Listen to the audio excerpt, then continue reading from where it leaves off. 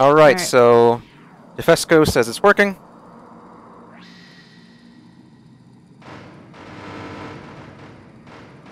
Alright, so this weekend of charity fulfillment is going to be great. We're starting with this one. The Suffering is a personal favorite of mine. I played this back when I was a kid a long time ago. Probably not the best game to let a kid play, given that it's extremely mature horror game and set in prison with a lot of bad language. Bad language for kids.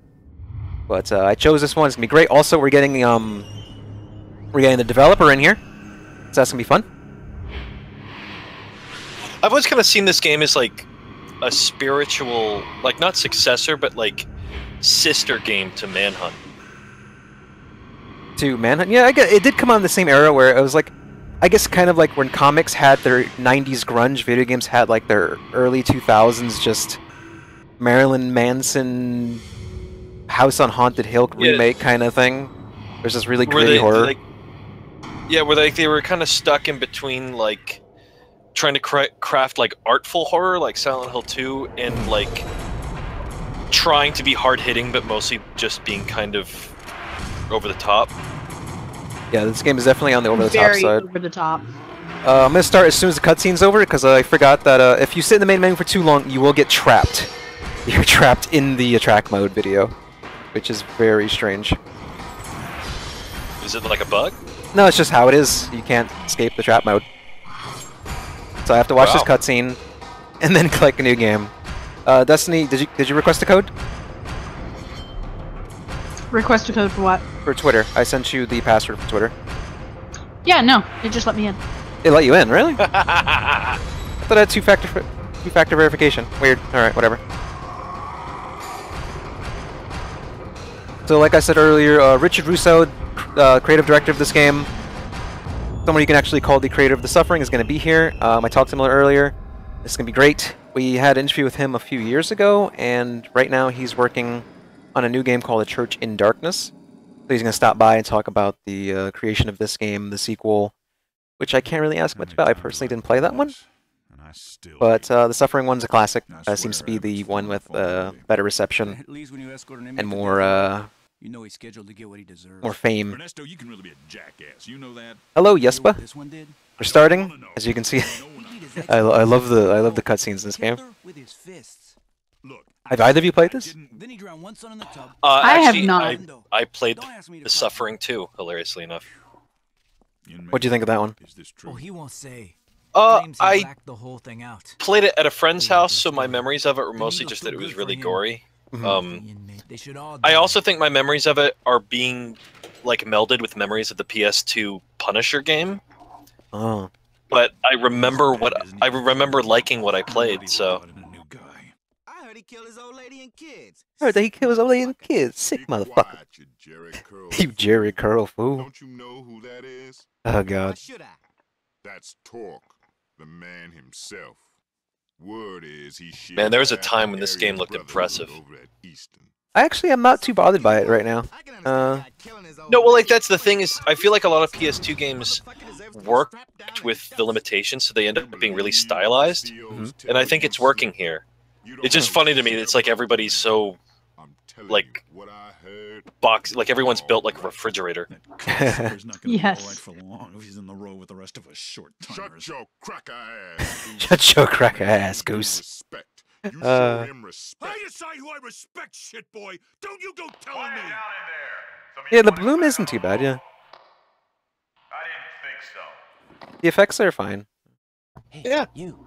Yeah, you. Neighbor. Nice to meet you. I'm gonna turn my camera on, by the way, once the cutscene's over. I don't want to break this. This game is infinitely a little buggy on PC.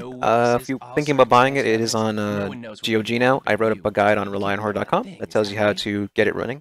Some very basic issues, like sound related, that will, like, if you try to use the wrong audio device, it will just not work. Wow. Yeah, you have to disable advanced audio settings, and then you have to sometimes do compatibility things. You baby raping, sodomizing sack of shit. This game has very mature language. Hell yeah, it does. Baby raping, Like that. sodomizing, That's the other thing sack of is shit. that I think that a lot like movies and stuff, that suddenly all this shit was okay, that like the ESRB was like still pretty young at this point. I mean, I think it had only been around for, what is this, 2002? I think later, that 2004 possibly. Yeah, so like the ESRB, I don't even think was like maybe just about 10 years old, and people were starting to kind of push its boundaries. So you ended up with a whole bunch of these games that had like lots of cussing and were like treading on stuff that would have been like really way too much for like a Super Nintendo game or something like that.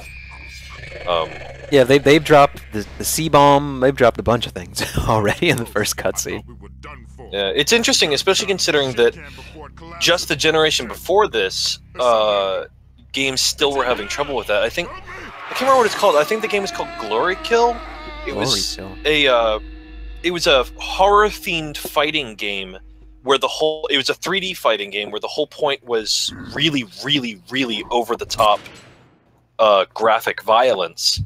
But the game ended up being canceled because people like flipped out about it. I think because one of the characters was like a really sexualized nurse, and like you could literally like pull her spine out through her butt.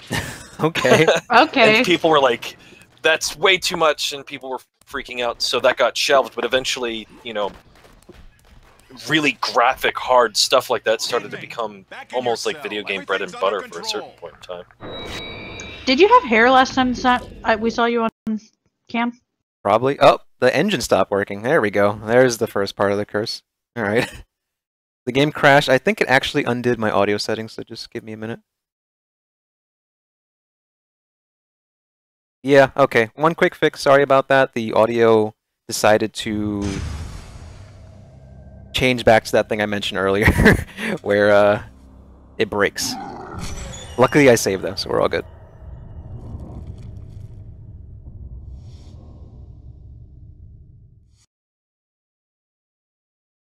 Let's just make sure. All right. You guys still hear me? Oh yeah. Flippers. Okay. Yeah. So I was thinking something was wrong because I heard like little Munchkin voices, and that's part of the bug. That's super weird. Yeah. So essentially, the game is trying to run too fast on a modern computer. Let's make sure it's working right.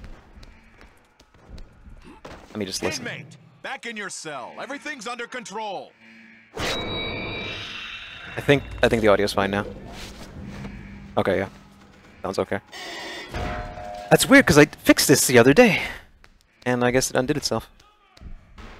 This is also fun times with pre-Resident Evil 4 third-person games where the character is dead center in the middle of the screen. Doesn't actually, yeah. It reminds like Max Payne did it too. Yeah, I mean, it's not a criticism, it's just a fact. Every third-person game looked like this. Max Payne, Grand Theft Auto... Ooh, creepy time, creepy time. Here we go. I love this. Security camera. Wait for it. Where is it? Where is it? There it is. This is when they were still basing, like, a lot of creature designs on, Clive Barker.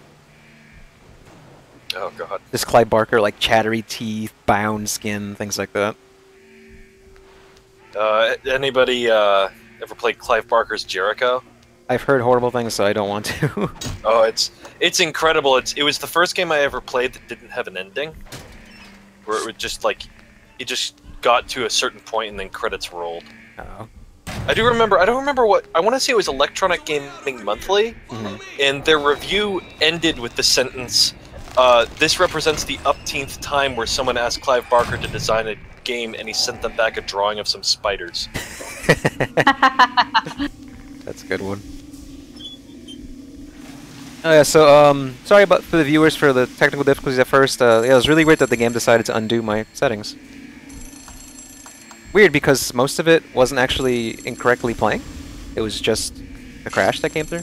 Oh, there's a phone. There's a phone. I love picking up the phone in this game because you get like sneak peeks at things that happen in the prison's history, like phone calls between inmates and their family. And some of the things are really screwed up. This one in particular is from Torque's wife. If you haven't played this game before, Torque is the main character. He's been sentenced to prison for the death of his family, who they say he killed. Now, spoilers, if I'm a bad guy, I killed them. If I'm a good guy, I didn't kill him. There's a morality system. We should play votes in the chat for which kind of guy I should be. Should I be an awful bastard, or should I be a nice family man who just got locked up because the prison system is rigged?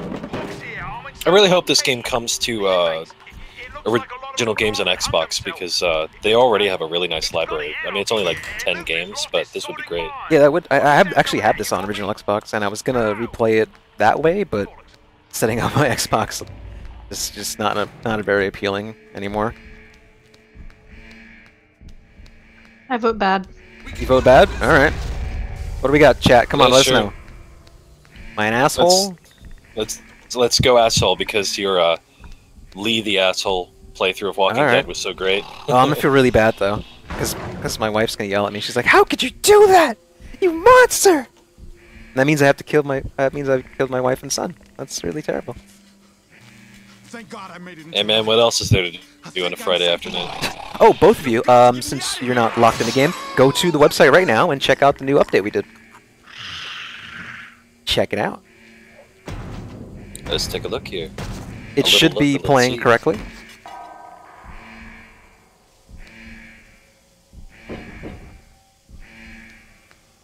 I have to open this door. Anyone read me? What's going on? Is it a riot? I got another vote for Evil from Yespa. By the way, if you're watching the stream, please do us a favor and share it. We want this to get a lot of viewers so they can go to extralife.relyonhorror.com and donate to the cause. If you have not yet done that already, the link is right below the video player, or you can just write extralife.relyonhorror.com in your address bar. Donate whatever you feel comfortable with. It's going to sick children in Miracle Network Hospitals, I think that's what it's called, right? Children's Miracle Network Hospitals. Hooray. First enemy. I stabbed it. It's done. I'm playing on easy just so I don't get stuck in the game. Yeah, I'll be when I do Resident Evil 7. I'm gonna do that on normal, because Hold it right Madhouse there, or isn't I will hard. cut you down. It's just You hear me, tedious. inmate? Uh, Do you yeah. hear me? So did either of you see the site thing? Nah, the hell with protocol. I checked it out. For me, it's coming up as Right now I prefer a murdering scumfuck link from the road to one to of those Twitch. monstrosities. Really? For me, We got nothing a at better all chance is to different survive about the if we site. stick together. You probably have You will do cache. exactly what I say, or I will That's what I was punch a hole in figuring. your sorry ass. Got it? Yeah, it should open the video. When I've seen these bastards spawn. Fuck him, he should die. Go get a flashlight from the break room down the hall.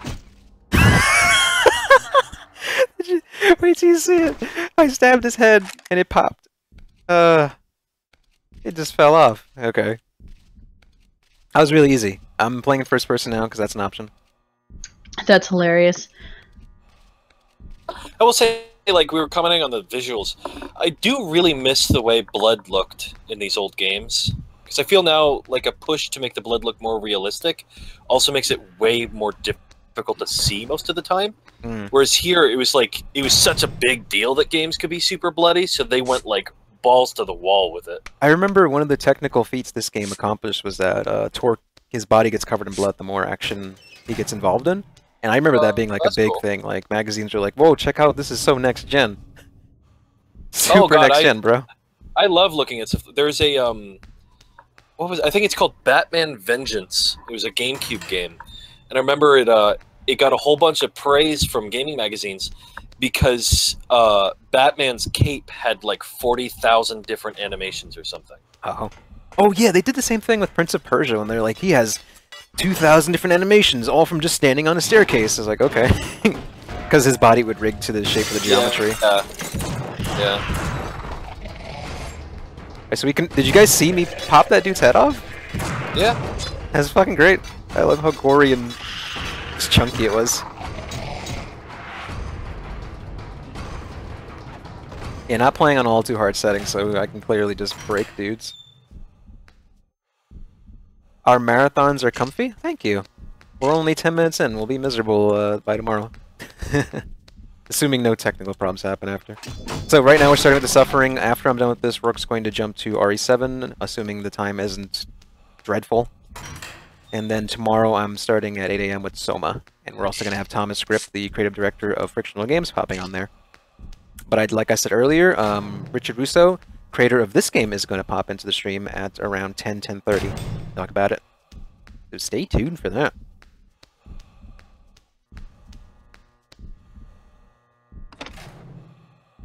Oh, there's nothing on the phone. That's another thing that's uniquely this era of video games is a third-person game with a first-person combat camera. Yeah, I forgot this game even had it until I played on PC. Yeah, that's like it's something that you like basically never see anymore. No. I don't think I've ever actually played fully through in first person, but I think I'll just do it for cinematic stuff to get a good look.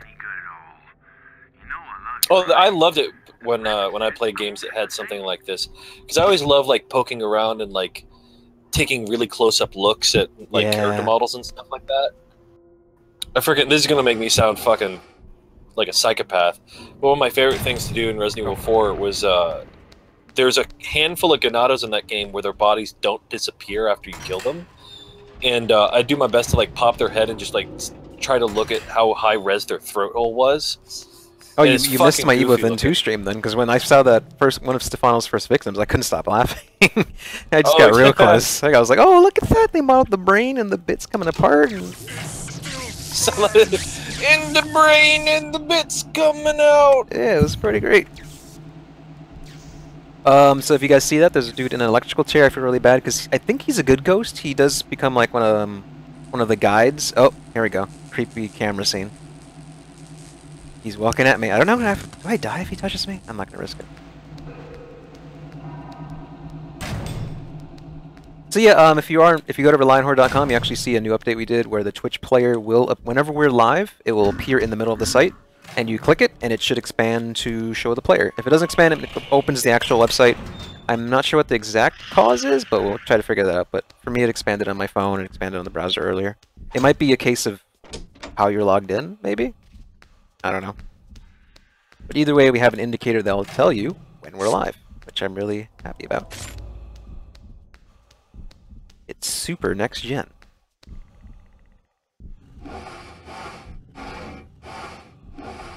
I also feel like, I know that Jim Sterling had a bit about this on his show years ago, but I really miss like PS2 era flashlights. Flashlights suck in games now. Because they're too realistic. They don't... Yeah, they're way too They're realistic. not cones like, anymore.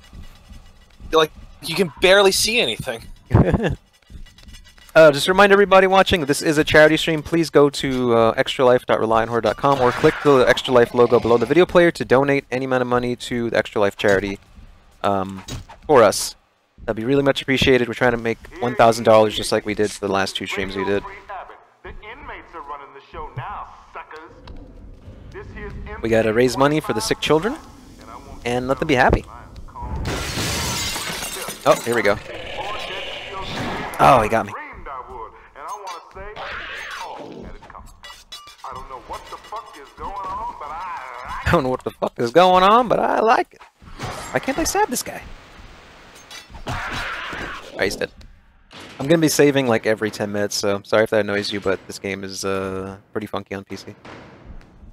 Gotta do what I gotta do. Or we lose progress. There we go. Puzzle solved, as you can see. I do remember some stuff. This was the one game I didn't get to prepare as much as I would like to have. Soma, I got pretty much 1 chapter away from the ending, so pretty confident on that one. And luckily enough, I got saddled with Resident Evil 7 and Dead Space 1, which are 2 games that I know really, really well. Like, I think the only other game that I could, you know, take a drink, say that I'm better at is probably Resident Evil 4. There's some games I'm like instinctively just accustomed to playing. I can't. It's been a while since I've gotten that good at a game though. Open the door. Can you hear me? Do something. And I just love how much blood there is everywhere in this game. Yep. I love like hulking out. That was so fun. Oh yeah, this guy was supposed to have like a really cool cutscene and I just ruined it. Because he didn't scare me, so I just kept running at him too quickly. None for you. Oh, I can't wait till we get to the Vincent Price doctor. Do you remember him? I remember nothing. He's like, oh, hello, Talk. You must unleash the inner beast. Show us who you truly are. Oh, I'm gonna die in the gas. I died in the gas. Oh, no, I didn't. Oof. Alright, cool. How do I take pills again? Tab. Destiny, we all good on Twitter and Facebook? I think the Facebook one went through. Should have. Assuming Destiny's not. Okay, now can you hear me? Oh, we couldn't hear you? Yeah, we can hear you now. Yeah, no, I had to log out and log back in. Oh, okay. The Discord just decided it set me as like having my push to talk down the entire time, but it wouldn't pick up. Huh. Fun, fun, fun. Weird. The ghost in the internet that hates her lie. Yeah. Yeah. The curse. How are we doing on the Twitter posts and the Facebook? Did Facebook go through? It should have. I don't. Let's see. I want to see the real you, Talk. It's another thing that's very unique of this era, and I feel like Max Payne might be the reason for it, but I feel like every game of this era, especially horror games, had pills as your health item. And now, like, I can't think of the last game that had pills as a health item. Say health? Yeah. Like, taking pills for health. Oh, okay, okay. Like, this has it, Max Payne has it, Land of the Dead, Road to Fiddler's Green has it. Like, I just, like, every game I played, I feel like there's, like, isn't, like, Doom 3 also, or, no, I think that uses health packs. Yeah, health packs. Yeah, not much many. I think there's something recent, though. I remember noticing the same thing for a recent game. I can't remember which. I'm one of the few who'll admit that. I really like the voice acting in this game. First it giveth, then it taketh away. Like, all the ghost dudes have really good performances and personalities. It's a great game, however. So far, I am seeing every like horror game 2001 trope. Yeah, this game yeah. this game released either at the height of that or right before it, so it is one of the originators of like that kind of horror game. It's a pipe. It will definitely have steam. Is it coming out of the bottom of the toilet? Doesn't matter. Steam. There is Vincent Price. He's pretty much straight out of the House on Haunted Hill remake, which I love. He's even got the pencil stash. Ever wonder what happens during those blackouts? Would you say you have visions of bloodshed? Visions of bloodshed.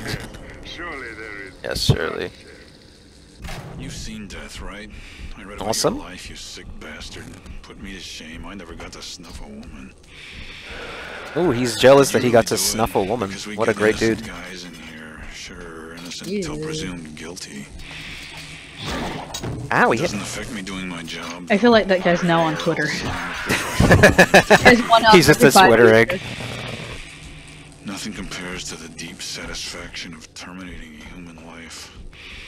But yeah, I was saying earlier when nobody could hear me, this like that's the next trope that I noticed is this.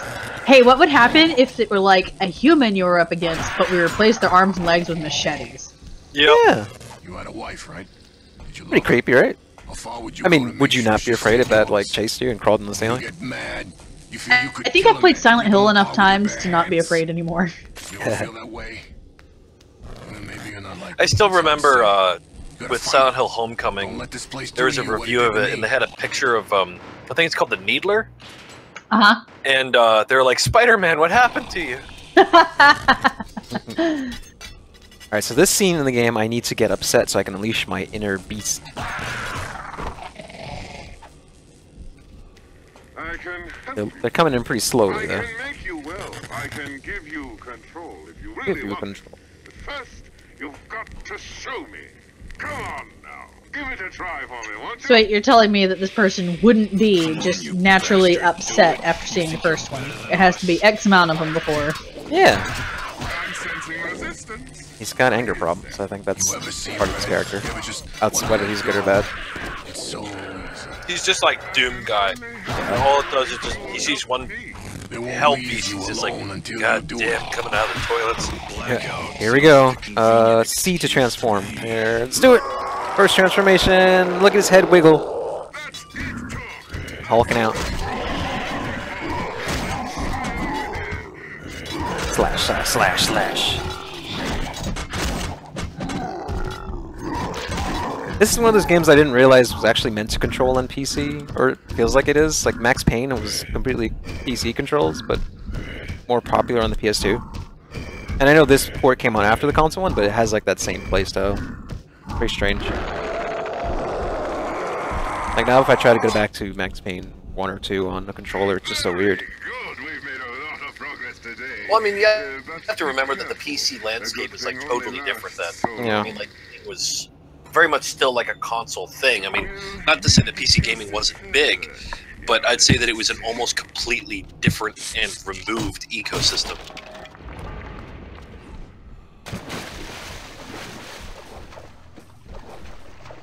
Jesus, like everyone I know now has a gaming PC, but when back when this game came out, I didn't know a single person that played video games on a computer that wasn't like StarCraft.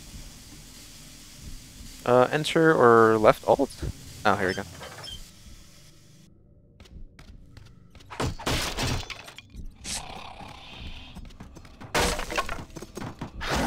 If you're in the chat, say hello. We are trying to raise money for Extra Life. Click the Extra Life link below the video player, or just go to the URL that you see on the actual screen. We're trying to raise $1,000 for the Children's Miracle Network hospitals for sick children. Help us do that. We've succeeded on our goal every year. Hopefully we can do it again this year. It'd be really nice to get those hospitals a cool $1,000 for the season budget. Buy a lot of toys. Where the fuck are you? What's taking so long? Do it. Fucking do it! Oh, this is an introduction of a new creature type. Is it a large bagpipe? It's with bullets in it. Like that just... The shadow looked like you were about to take on a very large bagpipe. Oh, Lord.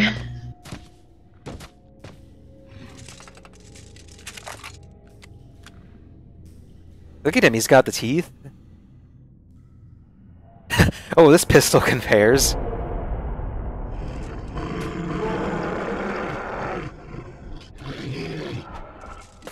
Oh, I threw F5. Fuck.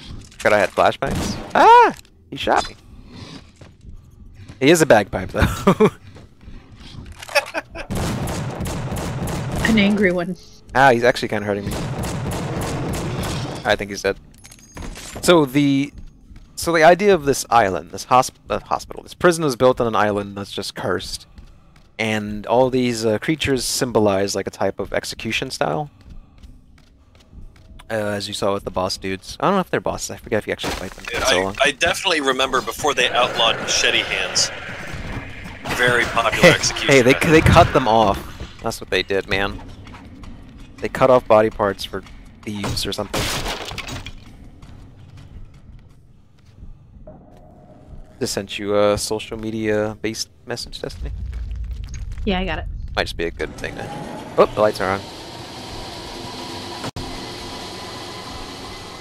So, can we take a second to talk about Wolfenstein's amazing Twitter account? They legit said, "Fuck the alt-right" today, and I couldn't have laughed harder.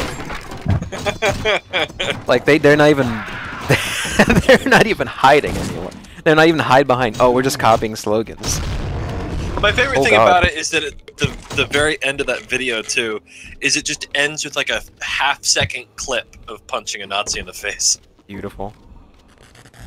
Apparently, people, press and influencers who were streaming it yesterday were getting influxes of just assholes complaining about, you know, their rights to be genocide lovers. Yep.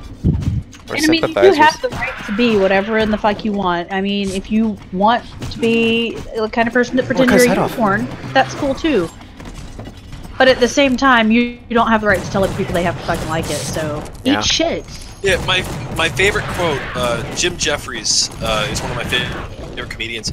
This is years and years ago, but he had this quote that said, "Of course you have a right, but opinion sucks dicks." Yeah, we can criticize it if you can say it. Especially if you're gonna say it in public. Like, I feel like people get really butthurt about what people are saying on Twitter. But here's the thing: if you wouldn't take a loudspeaker or a bullhorn and say it in the middle of the fucking park, probably don't put it on a very large social media page. There we go. I can.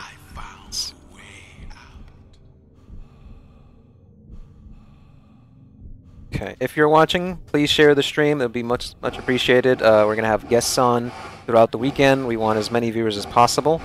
So bring them in. Bring your friends in. Help us raise money and just have fun on the stream. Welcome him to the family, son. Yeah. I don't get else. Here we go.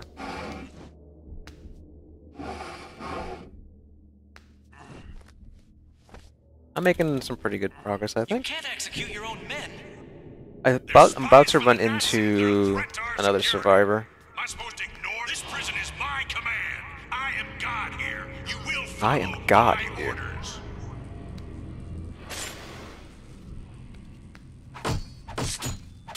Man, you know, watching this, I'm so glad Evil Within 1 or 2 doesn't have like a battery Seems mechanic you for are the like flashlight. me. Oh You yeah, know that'd have just been as good as I do. pointless. A crime Hello. That's a of passion mechanic I'm ain't glad no to see. crime at all. Go away. I love this guy. Every time he appears, he's like, screaming from getting electrocuted. What an existence to have. Being trapped with the element that killed you. Oh, I got a Tommy gun. Good ol' guns. Let me share this on my timeline. Hashtag murder. Hashtag murder. Oh no. Now, let's see, where's my buddy? You don't have any?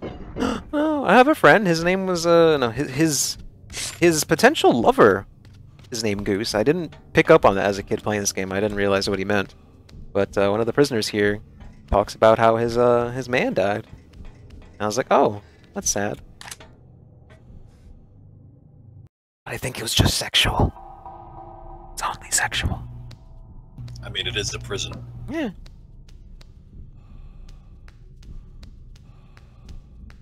That ladder kind of overachieves.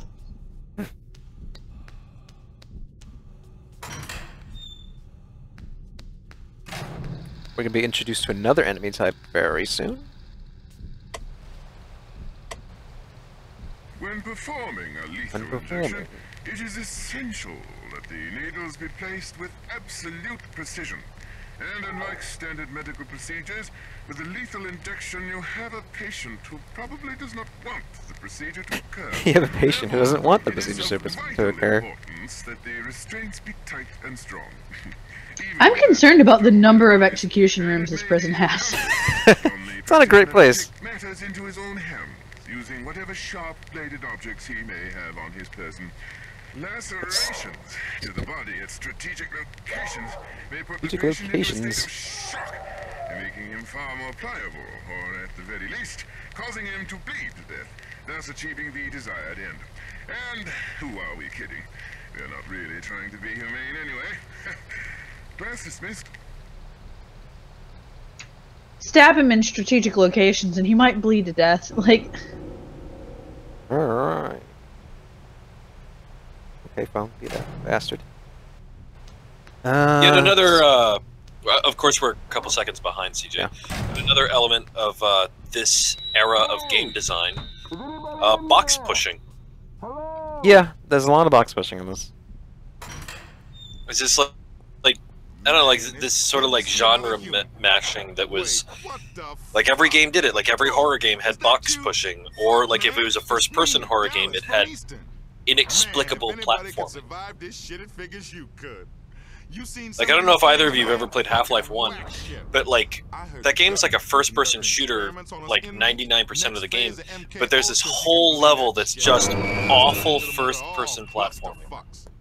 He needs your protection. He needs your he needs your protection, and the bad boy's like, he's a parasite. Looks like there's no way out in here. Come on, man. All right, I kill him. We gotta try to get to the I like outside. I like your reading of the dialogue because it makes it sound like everybody's being played by Willem Dafoe. Pretty much, that's what the voice sounds like. Fuck you waiting for? It's like his wife's just like, no, he needs your help, and I was like, fucking kill him. We gotta That's just really check. funny. Those creatures are everywhere. All right, chat, vote. Am I stabbing this dude, or am I gonna use him to potentially, you know, get through this? He's a bullet sponge. Do I kill him now, kill him later, or let him survive? I don't know. Kill him later. Kill him later. All right. This shit ain't right. Oh, I just saw a bunch of ratties. You made Yep, being a on the lot of inside them. better. You were my They're prison main rats, though. They're man. not good. They're not good people. No, You they're never not went good for that ratties. kind of thing on the inside, did you, Tor? There's some bad hombres. Well, you don't know They what are you were rats. missing. They have not Come on. achieved the level of ratto. To look at. For anyone unfamiliar, I have fucking guy. pet rats, and they're adorable, and I love them, and I love calling out rats in video games. Yes, but How says many to rats stab do you him. have right now? I have 3.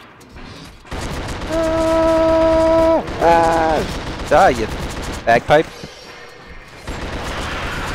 You should get a rabbit and like have rats and rabbits together. Oh Christ, they kill each other. Really? Really? Oh. Rabbit. Okay, well, like, I don't know how the rats would feel about the rabbit, but rabbits are actually like way more vicious You got than a jet, people think they motherfucker. are. Those creatures are everywhere. Like they will straight up fuck up something that they don't like. So yeah, I if I ever do end up owning a rabbit, I'd like to not have it in tandem with other small, like, rodent class animals. I'd rather have it, like, with a dog or Oh, I something. got another gun. Also, one of the first games I can recall that had silly dual wielding. That's another thing. What happened to dual wielding? It's just gone. Doom. No, does Doom have dual wielding? Yeah, I think it does. But Wolfenstein absolutely has dual wielding. Wolfenstein has dual wielding. It's the only thing I can think of. Like Halo, like I think of Halo 2 as inventing dual wielding, and it hasn't been an option since 3. I don't think it invented dual wielding. Well, like it put it in the popular culture, I guess. Probably, yeah. Was that man wearing a Kill Bill jumpsuit? I think this come out before Kill Bill. I don't know. Wait, is my buddy dead? Where's he at? Cowering in the corner. Like you ran past him, he's literally cowering in the corner. Oh. Oh, I think I'm supposed to Hulk out right now. Oh, I see him. It's funny because if he has if he notices me hulking out, he only says that I got really mad. He doesn't see anything that's happening. You're a killing machine.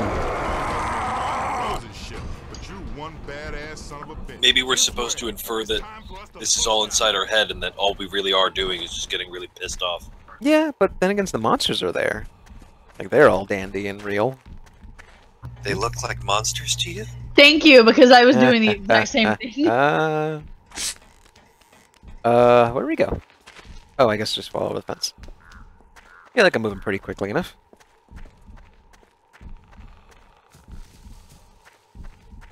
What is with all of these ladders? They're like 4 feet taller than they need to be to get where you're going.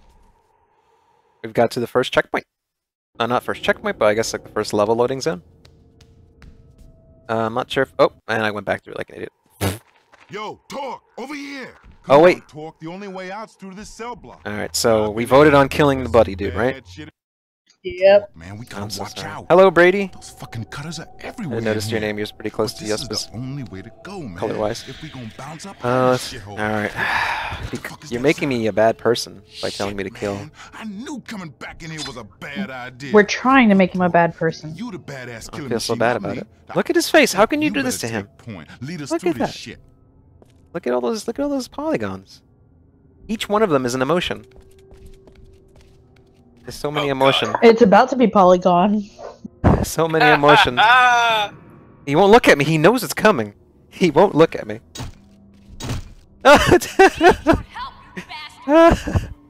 He's I dead. like how the light looks like a firefly. Well, I killed him. I hope you're all happy. Yes. More bloodshed. We need another Darkness game. I need to play that so I can make I the voice. fucking missed the darkness. I loved the first game. Yeah, it's a good game. Second one's alright too. It's a little different. 2's short. And it's super fucking short. I beat it in one sitting. Yeah, it's like, what, 4 hours? Yeah. The first game had like a really weird, gritty noir feel to it. Well, the first game was like, wasn't that like a 360 launch title or really close to it? I believe so, yes. Yeah, so it was like, I don't know, the game felt like it was kind of almost showing off, like, look at these things that new generation consoles can do. Like fucking, the way that, like, your vision was actually coming out of Jackie's actual face. Mm-hmm. And, like, you could look down and see your feet, and, like, the way that you, like, moved your arms and stuff. For those on the stream, I'm just checking for a quick save. Only game I've ever played where I actually, like, kept all my fingers on the triggers and the bumpers. I've always been surprised that, like, the Darkness video game is all that exists, too. Like, there's no movie, there's no anime, it's just the comic book and the game. Yeah. It does seem like it has a good amount of brand appeal, but I don't know. 2K has not done anything with it. And the multiplayer was tacked on garbage. Oh, the multiplayer was shit. I did not like it. The only thing I remember about it is that there was, like, a witch doctor character who is voiced by the same dude that plays Lee in the Oh, wow. but doing, like, a South African accent. Mm. Oh, here we go. Oh, look at that. Executions. For some reason, the guards decided to kill the prisoners who are not doing anything except, you know... And if you look closely, all of their heads break the same exact way, like a juicy watermelon. Oh, yeah. Well, there's only so many. Also, again, with the amount of executions in this damn prison. It's really bad. Like, did they even need monsters? They were running out of people already. Yeah. I'm getting a lot of flashes of, like, creepy things. I didn't recall that many. Maybe because I'm bad. I think maybe get more if you're bad. All that. Game punishes you with jump scares. Yeah. But, joke's on them. That doesn't work. Who am I getting afraid of jump scares? Destiny? Ha ha ha ha! Ass. That was a highlight. Rourke, did you see that highlight? I don't think so, no. It's from Inmates. It was great. I saw the highlight. I saw that you posted it on Twitter and Facebook. Oh, look at this guy. He's... Like you killed them. Oh, look, he's so scared. And this ass was on vacation, too. I was like, oh, the app allows highlights? He was like on vacation and he hears me scream, like he just happens to pop in to check out the game and hears me jump and scream and like highlights it and has it up before I'm even done. Yep. Technology. Attention, T-Block officers. If you guys are in the chat, say hello. We would love talking to you while we do this. We can answer your questions about video games, whatever. We're going to be doing this for quite a while, but this year we're not going 24/7 throughout the weekend. We will be stopping when the next game is done, and we'll be returning at 8 AM each day. At last, we shall cleanse this island of the filth Couldn't hear you there. that infests it. You remember when Rourke was talking to himself for a whole game? That was... Are you talking about Origin specifically? Because that was... yeah, no, well, like, that was the thing, I accidentally flipped my mic across the room. Hello, Rolly. Hello, Brady. Ask us some questions. Talk to us. Also, if you can, please share the link on social media for the stream. And definitely go to extralife.relyonhorror.com. Maybe donate a few bucks to charity. Oh, he melted! I forgot they can do that! That fucking slug.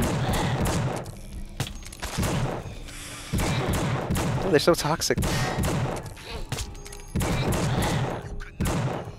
Can you guys hear me? Now I can, yep. Yep. Okay, cool. Last to myself for the majority of like the second half of the Origin stream, and Destiny was basically passing out. No, what happened was I was restreaming his stream, and for whatever reason, my mic didn't pick up. So when we went to watch the stream later, there was like no audio of me whatsoever. So it's just like 2 hours of Rourke having conversations with himself. Oh my god. Sounds like. I remember now, yeah. Rourke seems to be cutting out a little bit right now. Probably, no, I'm just Okay. Yeah, no, I'm just Checking his mic across the room again. I'm just forgetting to hold down the button. Okay. Let's see. I'm gonna refresh the Extra Life page. Let's try to get a few bucks in there, guys. We've been streaming for about an hour now. I'd love to get a few bucks on the Extra Life campaign. Let me just load it up here on my phone so I can do a quick refresh. Oh god, who's shooting me? Oh, anybody else? So now as we can see, the guards have decided to retaliate against the inmates for no reason. They thought they were the #1 threat right now. How do I turn off the electricity? Either of you, can you drop the charity link in the stream? It's in the chat. Might be easier. Let's see. Oh, the little slug monsters. So gross. Oh, he just flipped because I killed him. Also, I know you mentioned this earlier, but yeah, I got a haircut prior to the stream, and he cut a little closer than normal. But whatever. More time not to pay for another haircut. I just realized there. How are you? Yeah, I want to shave my head so my hair is like all fucked up, because I'm gonna be dressing as a hero. Oh god! I'm getting beat up by these guys. Holy shit! They're all in tidy whities that are like dirty. What the fuck? Ah!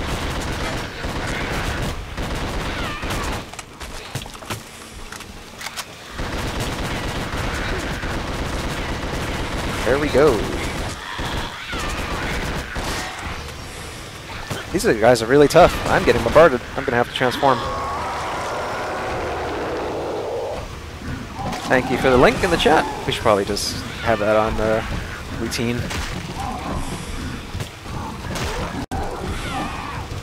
These guys are really mean. I am dying. Oh my god. This is not easy. What's happening?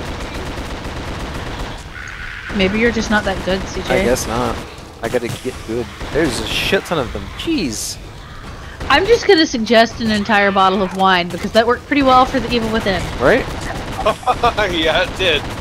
But the thing is that I didn't notice I had the knuckles unlocked, which just lets me punch everything to death. I was just playing normally on the hardest difficulty. Outside of Akuma, because Akuma doesn't exist. That's fucking stupid. Fuck Akuma. Nonsense. Am I just here and they're not gonna go away? Like, should I even bother? Doesn't seem like they're stopping anytime soon. Now we gotta do classic with it too. Classic. Yeah, where it's Yeah, I'm not doing that ever. It's like what, 7 saves in total? I would have been better with like 3 saves per place max. That sounds cool. 7 in total. Get the hell out of here. I'm sure someone's already did it. Holy shit! They break me out of my transformation. Sure. God, these ugly little things.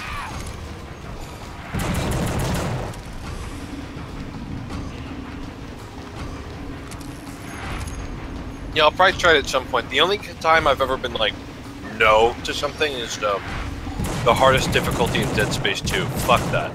Hold on. Prying the Third Eye said they completed that difficulty. Which one? Akuma or Classic for the Evil Within? Which one are you referring to?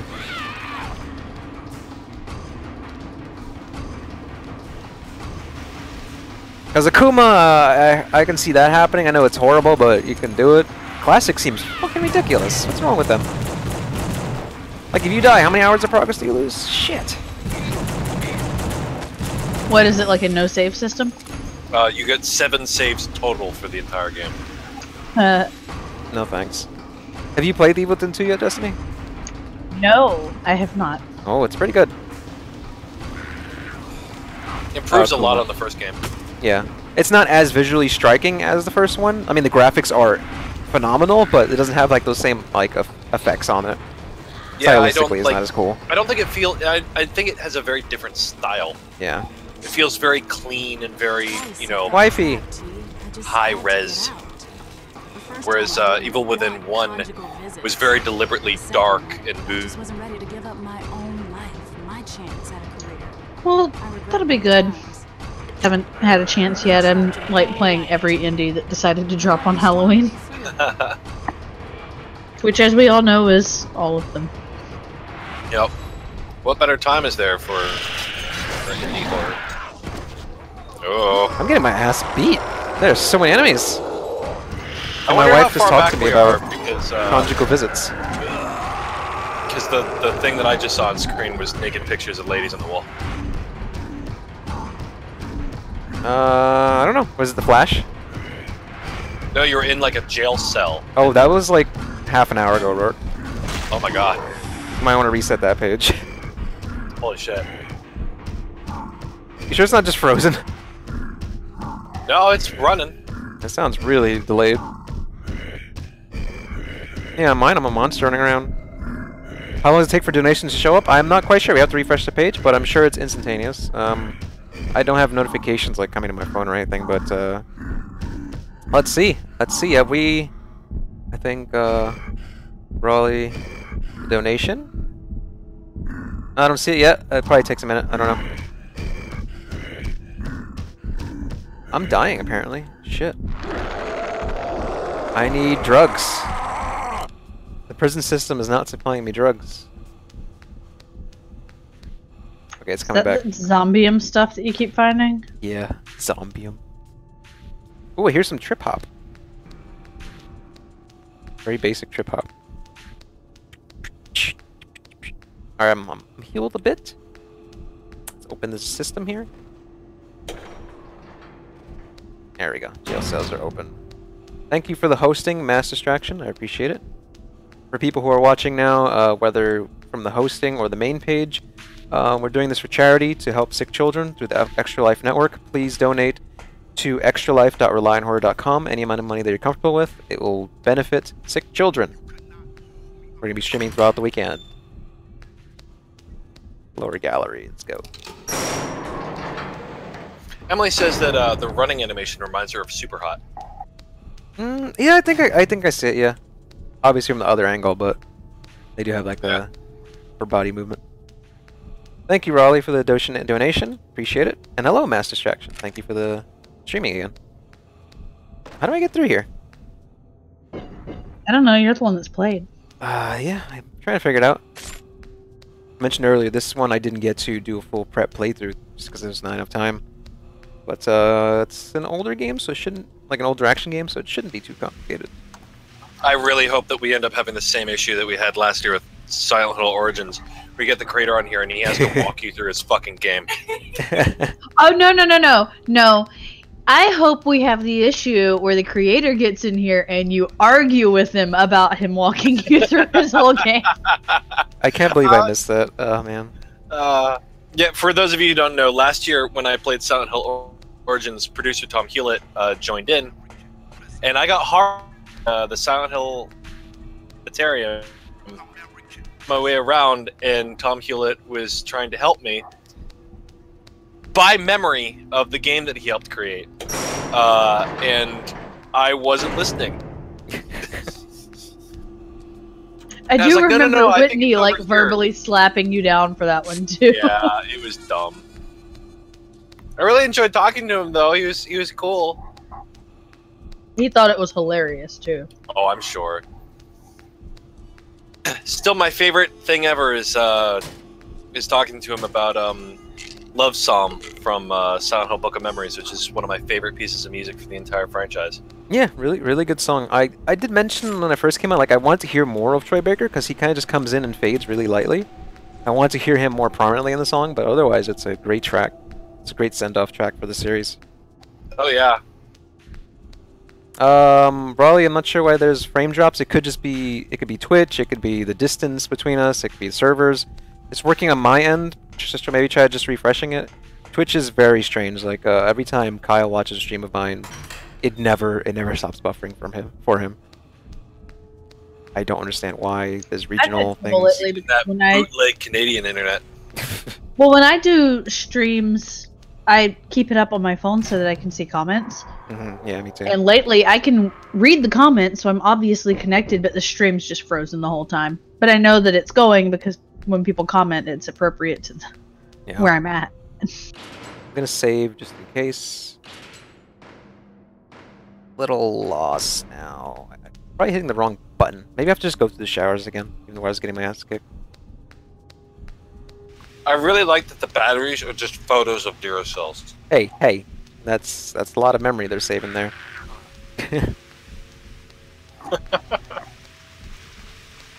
Here we go. Oh. I hate flashlight mechanics in games. I solved the puzzle. I shoot the fire hydrant next to the fire. Like the way the flashlights look, or like reloading batteries? Reloading batteries, having to shake the damn like. I feel like flashlight mechanics are right up there with if they decided to have a bathroom mechanic and like, no, I'm sorry, you're dead and you can't fight anymore because you haven't stopped by a restroom recently. Like, you're not making it more realistic. Your colon imploded inside of you. There we go, I'm outside now. Checkpoint, I did it. Progress. It's so like gross there in tidy whities. Hi, Galactic Raven. Hello. Hello. I think flashlight mechanics can be used to like good effect, but I mean, I think everyone like has like Vietnam flashbacks about Doom 3's flashlight, where it was either flashlight or that was so bad. They fixed that with the Xbox. Yeah, they did. Release.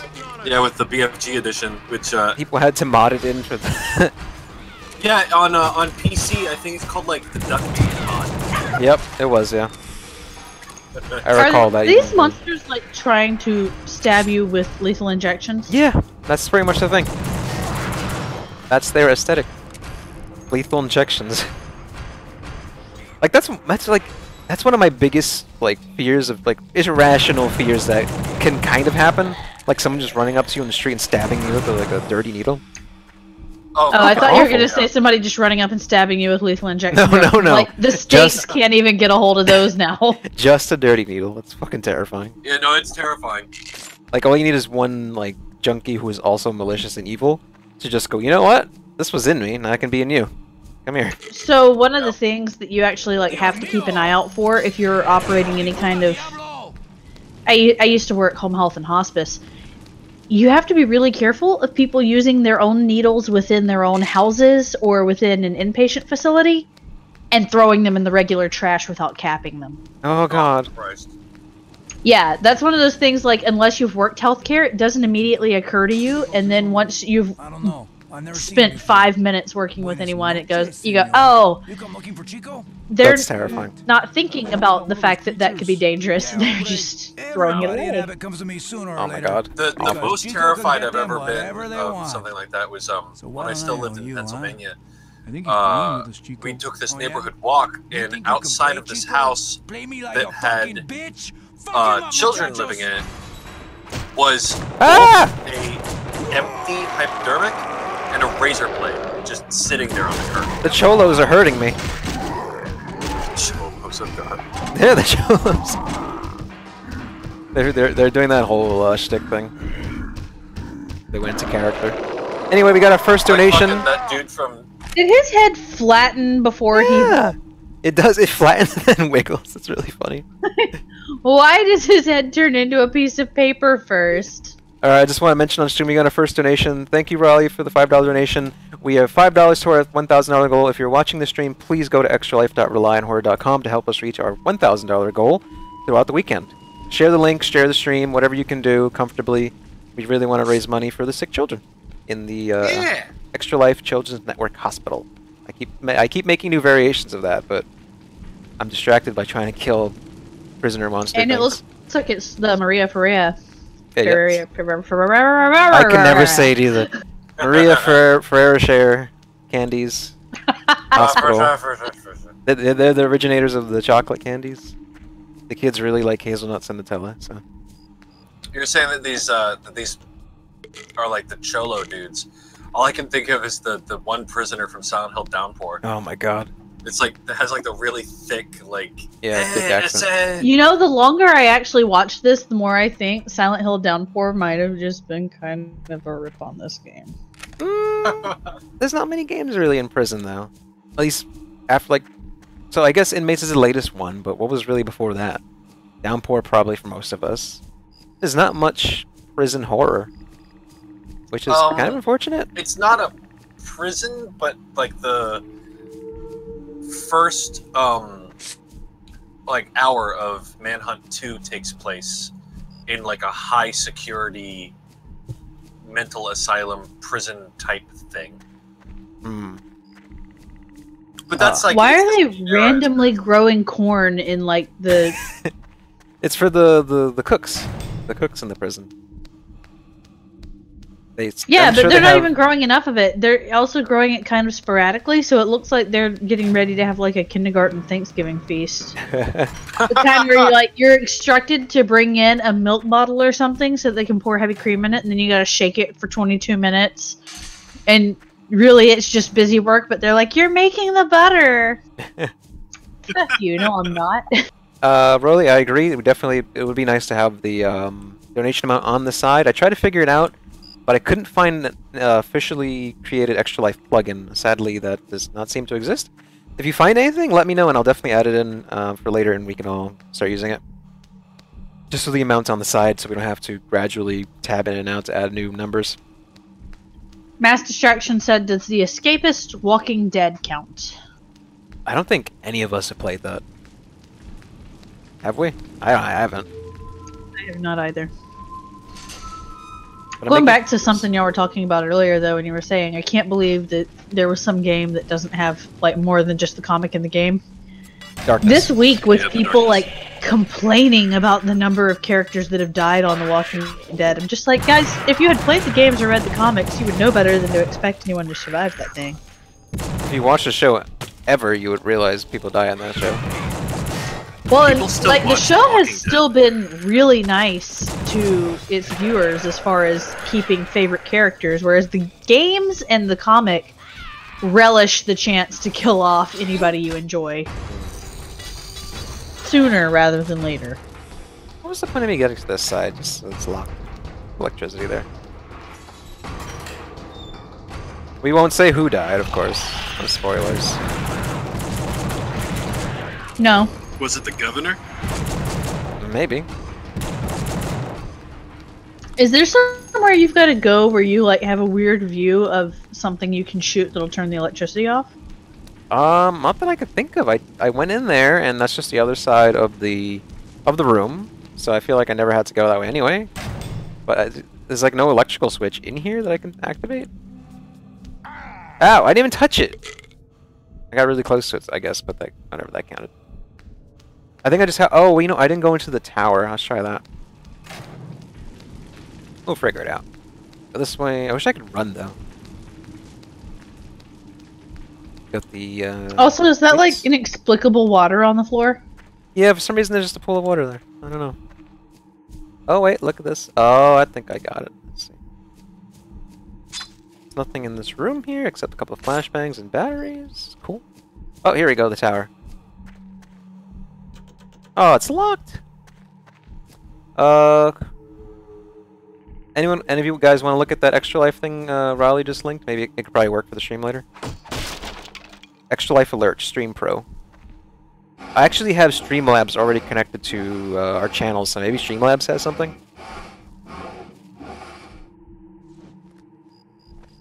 Aha! Progress and a ladder. To survive this place, you gotta become it.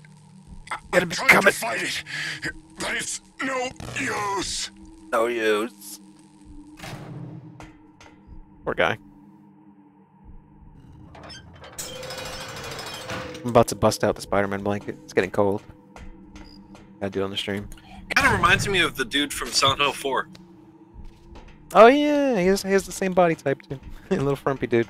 He's just like, screaming constantly. That dude really freaked me out the first time I played Silent Hill 4.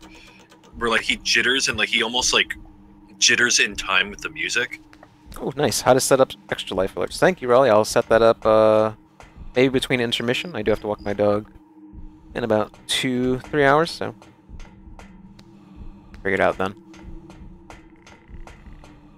You walk your dog at 11 o'clock at night? I walk him usually at 10, but since we're doing this and Richard is joining around 10, I'll save for an hour later.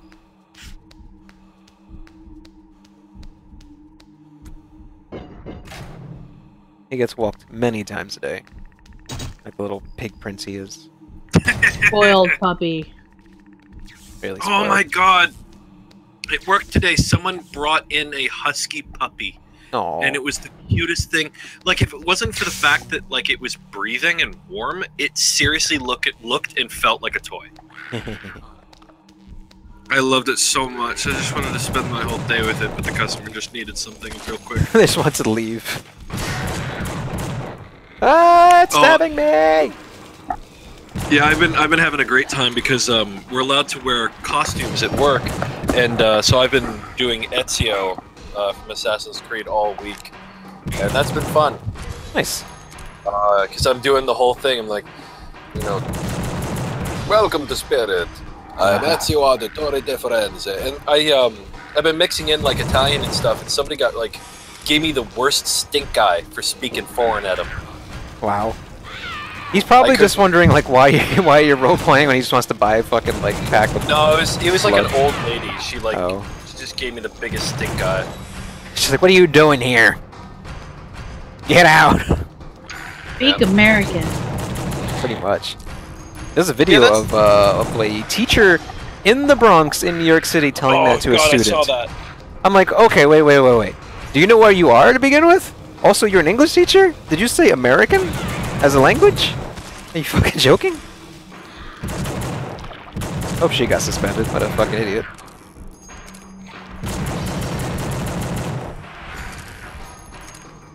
Average playtime to complete this game is 8 hours, but I'm playing easy and speeding through, I think.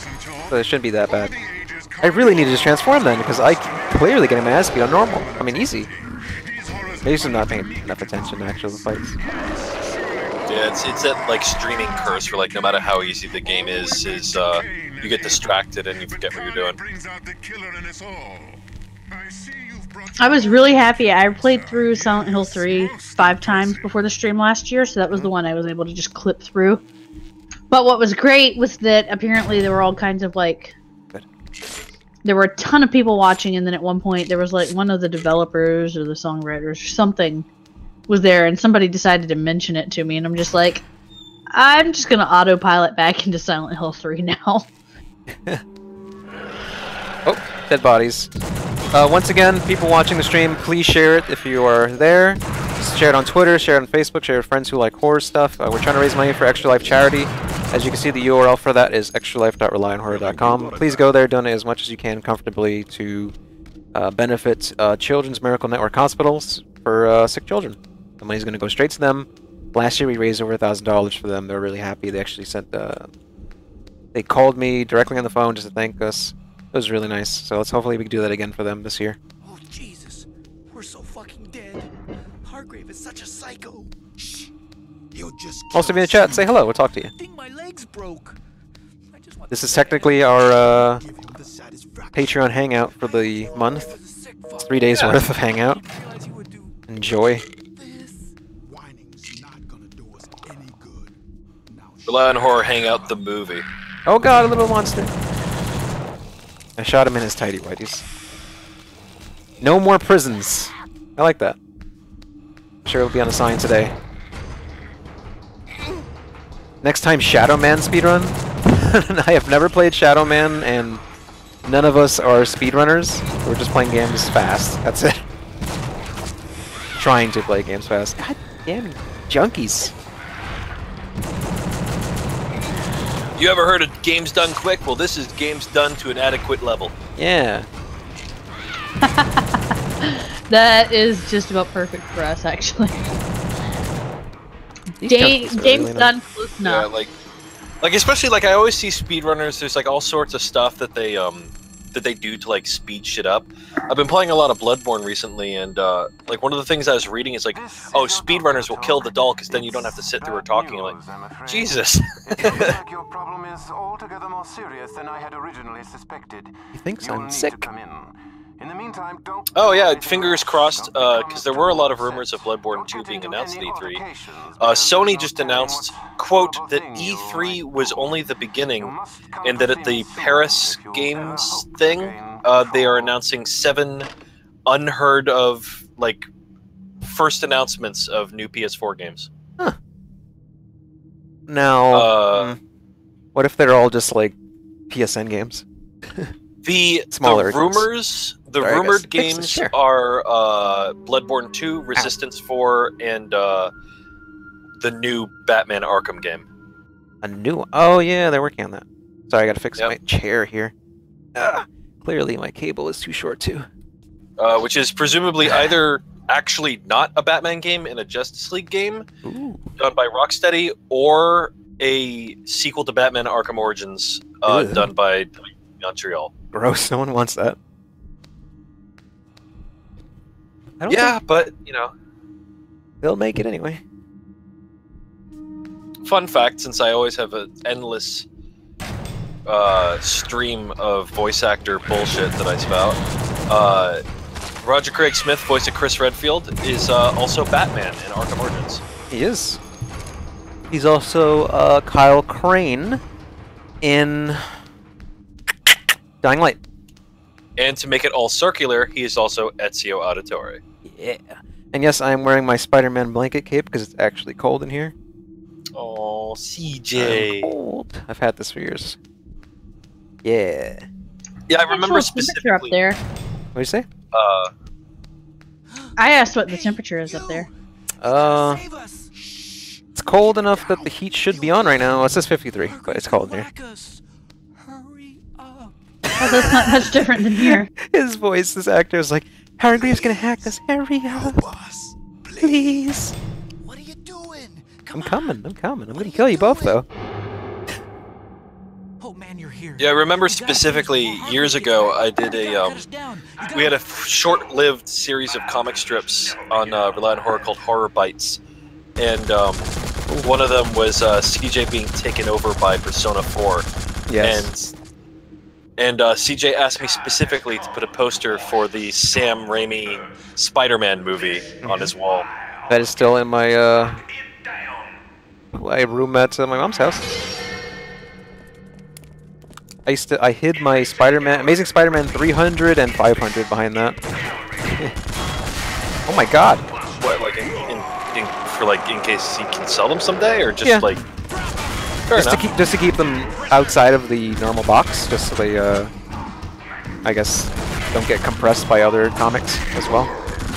Fair enough. They can sit comfortably and safe somewhere. I'm killing a bunch of guards who decided to be really mean to me, so this is self-defense. I mean, nobody's gonna be like poor guards because we've been watching them murder prisoners for fun. Yeah, guards are like. Even necessarily fair game, they're just like, by default you expect guards to die in video games, so. I broke these guys apart, that's horrible. Yo, that dude literally came apart, that's funny. Oh my god. I'm just that is something, breaking everything. Not to, because I know that you wanted to do a, oh my god. Spoiler cast. Yeah. But I'm really disappointed that Evil Within 2 does not have Gib effects like the first game did. The first game's thing was a little silly though. It was, but I feel like it could have been refined, and instead of refining it, they just removed it entirely.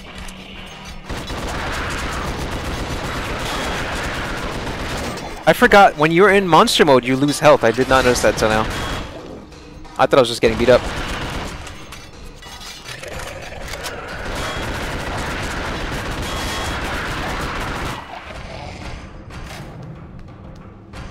Oh, first person mode, didn't expect that.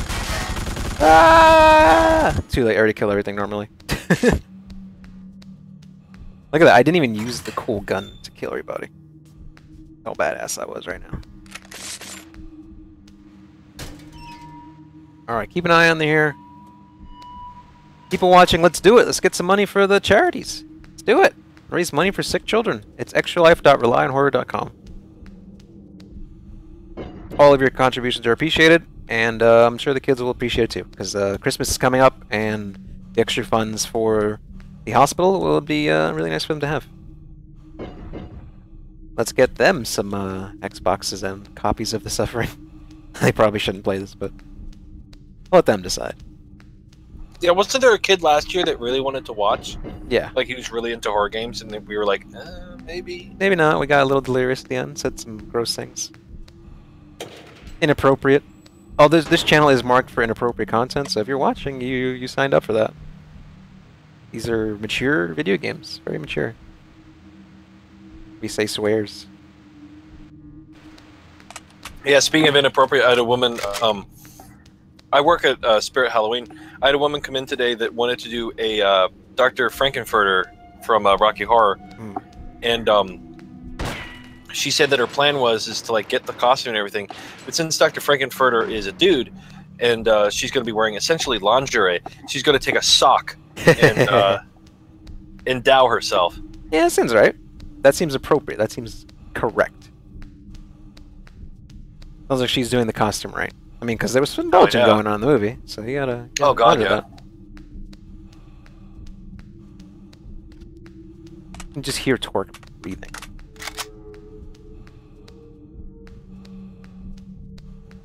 Breathing through his mouth. Alright, I think we need another round of social media posts. Get the fans on Facebook and Twitter alerted. Let them know we're doing this. I got a lot more to go, I'm sure.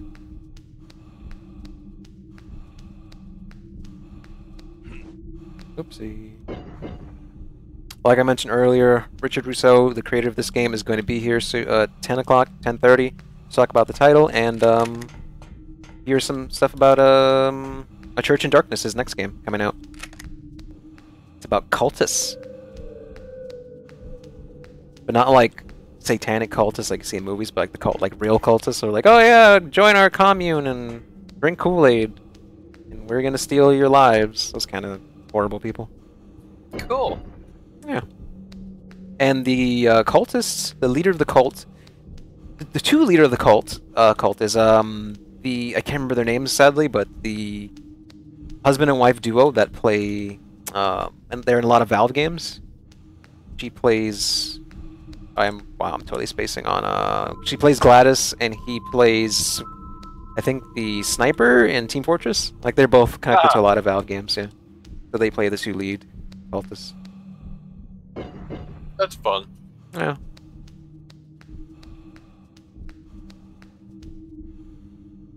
Raleigh, that's going to be in about 2 hours. Or 1 hour and a half, depending on what time he comes.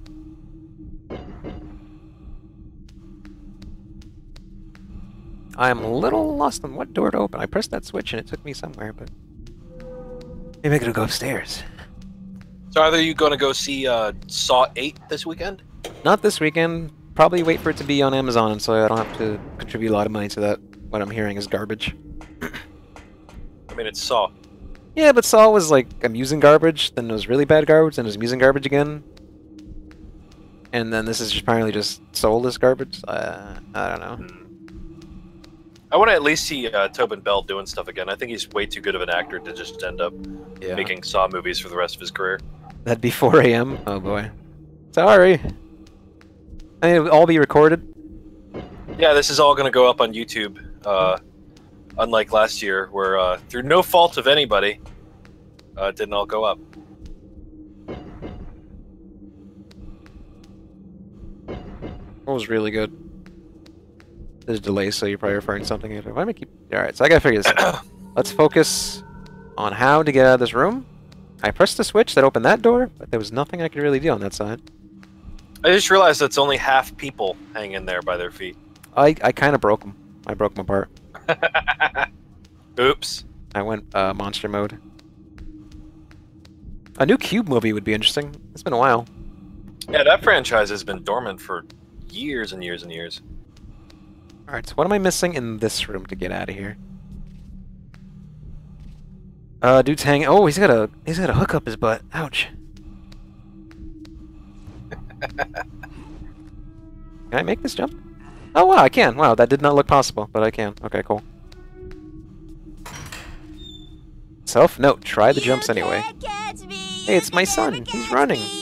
They're really creepy.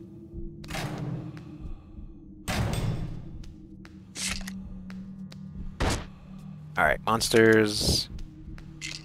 Doors. That leads me to outside. Perfect. Oh god, something blew up.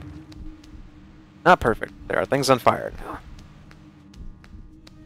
Let's see. 15 viewers. Hello, 15 viewers. Say hello in the chat. Daddy, Thank you all so much for joining us. What's he doing floating? Is he floating in the room? Okay. I'm floating. Hey there, Georgie. We Ah! both made the exact same joke at the exact same moment. Oh, I didn't hear you at all. Damn it, it didn't go through. No, not me. Emily did. Oh, great. Did you notice how he sounded like he was trying to do a Scooby-Doo voice?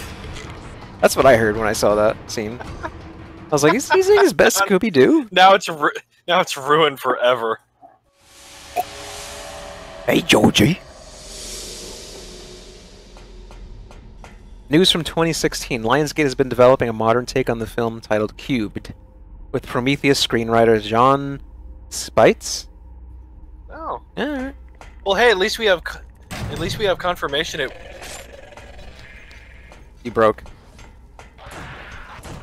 No, I refreshed the page, and I couldn't tell if I was talking over you, or past you. Oh. If it's the screenwriter Prometheus, at least we have a guarantee that it won't make any sense.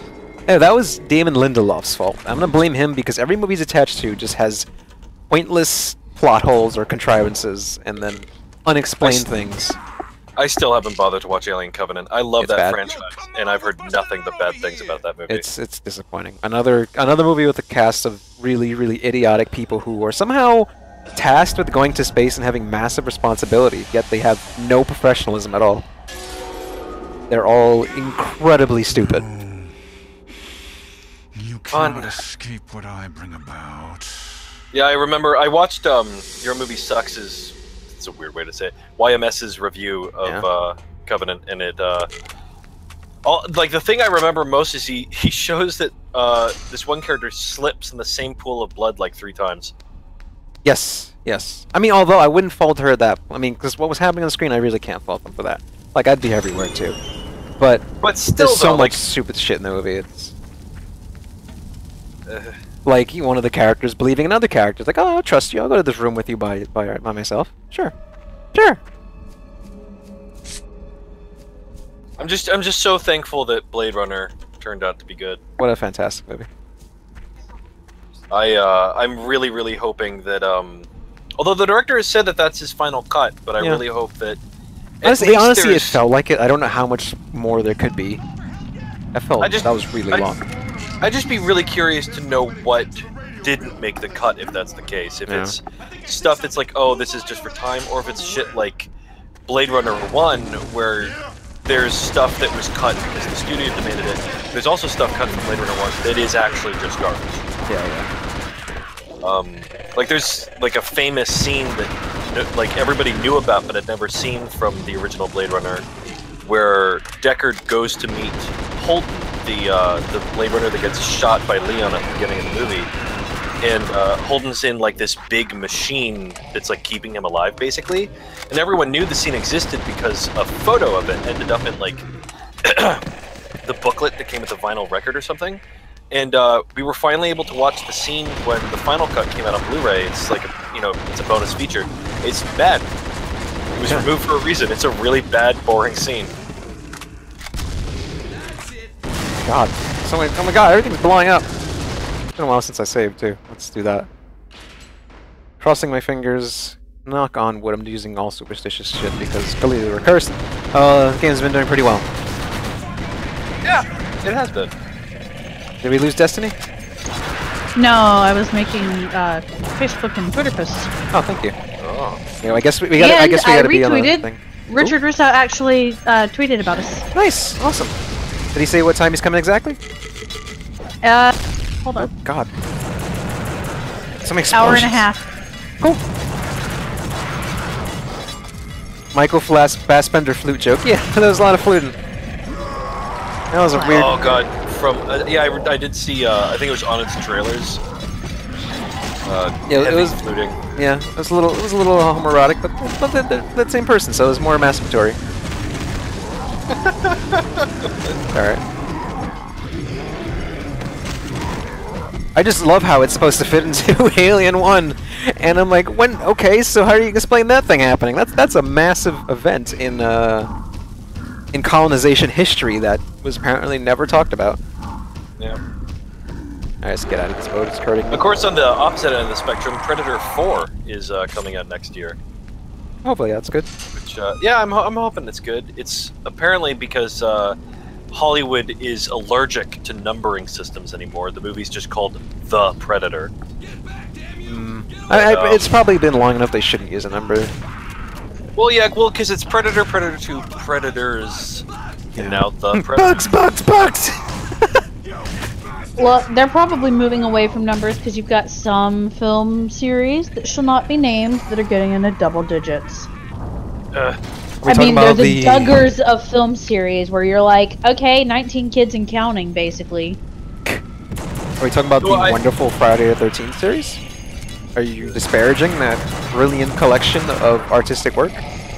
No, I was more like, as per my usual, ripping in Saw. Oh yeah, Saw was pretty goofy. Although, that news you posted, Destiny, earlier, super excited about Paranoia mode, because I know exactly what they're talking about. Like, just based on all the hints, I know exactly what kind of mode it is, and I'm so excited! Yep. Just waiting on it to be verified instead of just rumors.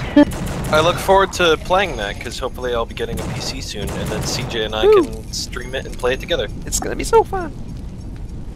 On the one hand, I'm very excited there is a multiplayer game that apparently doesn't suck. Yep. On the other hand, I'm so jaded about multiplayers, I just don't. Like it does, like the game is not flawless. Like they introduce bugs occasionally with every other patch, and they try to fix them within a few days. There are some hiccups around like major updates, but they work around the clock to keep that game active. And they've announced non-stop DLC, most of it being free. Other stuff is just cosmetics. I'm like, they're doing a really good job. Have you ever done any kind of development? I did stuff. I had a game design class, so I messed with Unity for a bit, and I made a game in which you play as an orb that has...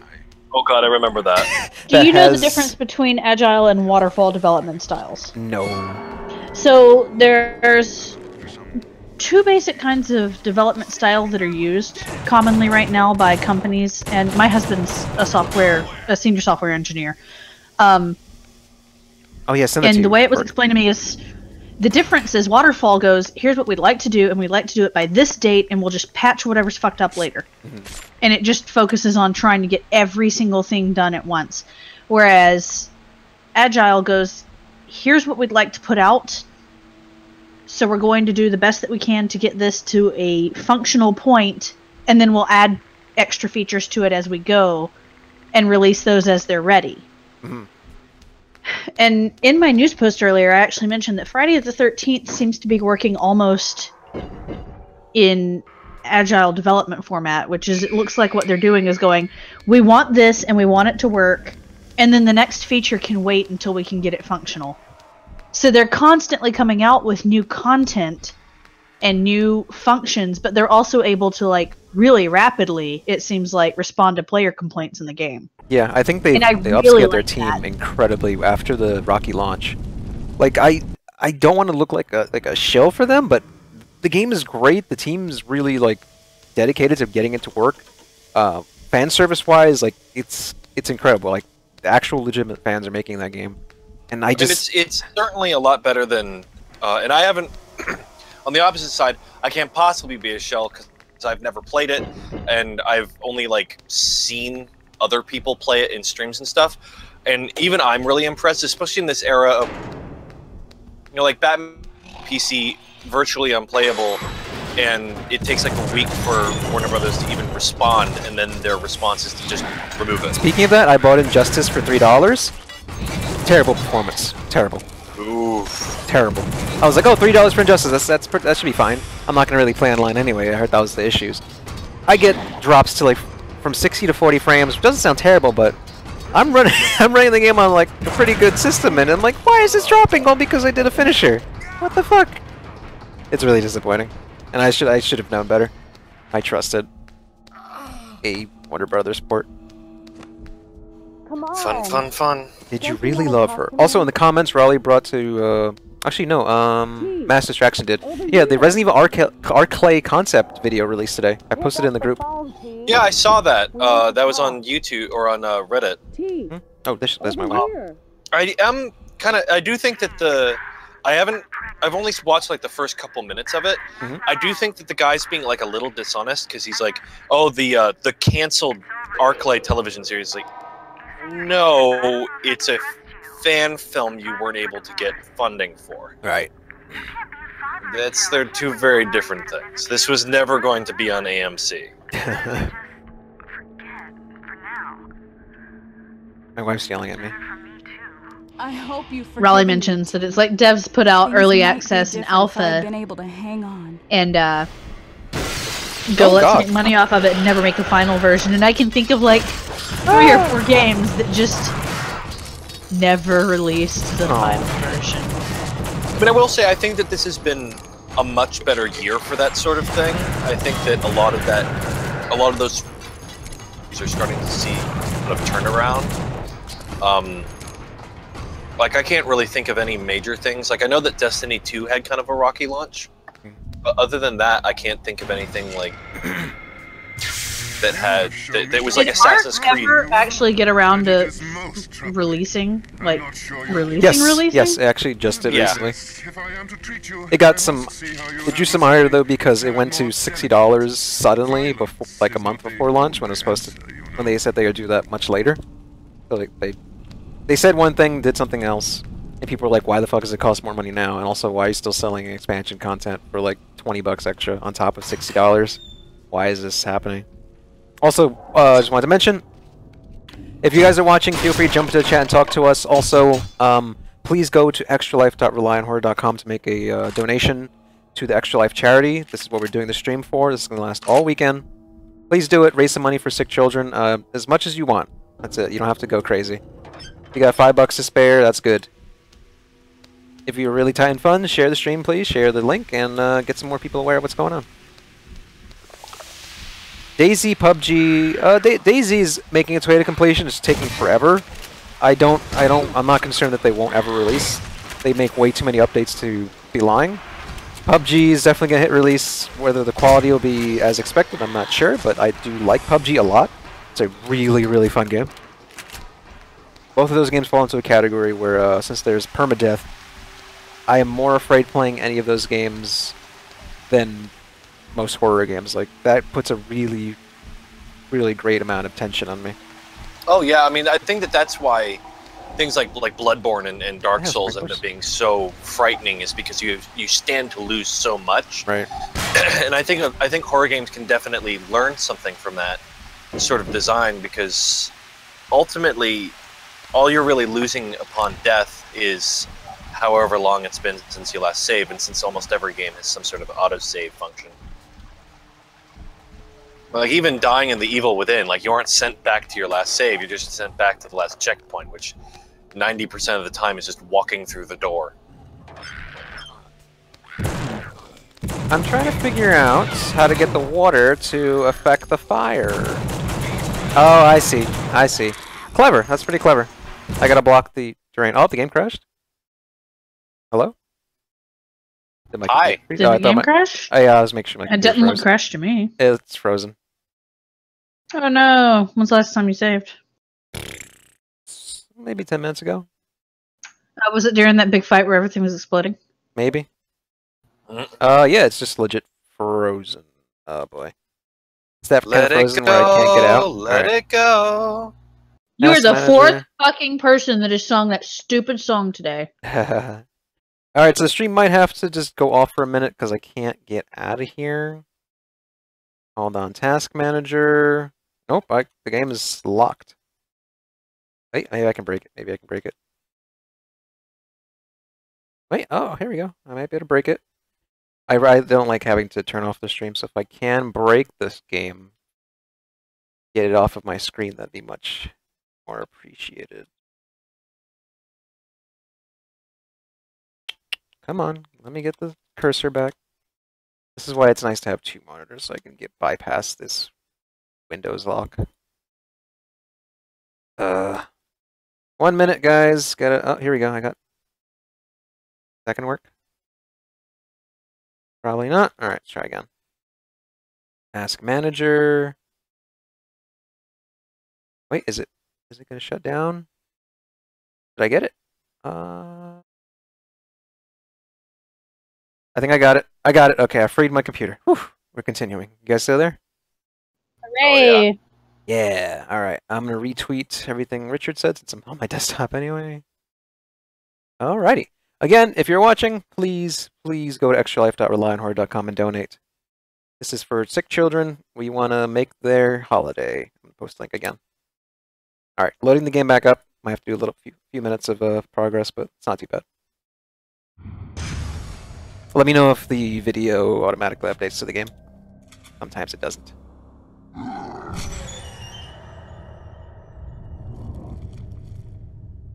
CJ's playing our favorite horror game, Technical Crash. Yeah, I think that one was actually more attributed to the game having a normal bug rather than the PC port being a pain in the ass. Hopefully. I don't see the game on the stream yet, though, which is annoying. I do. I see it. You do? It's okay, the good. Midway logo. Yep, so exactly what I thought, the big old fight.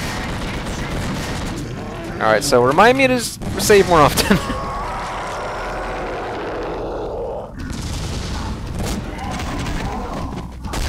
Alright, what are we talking about?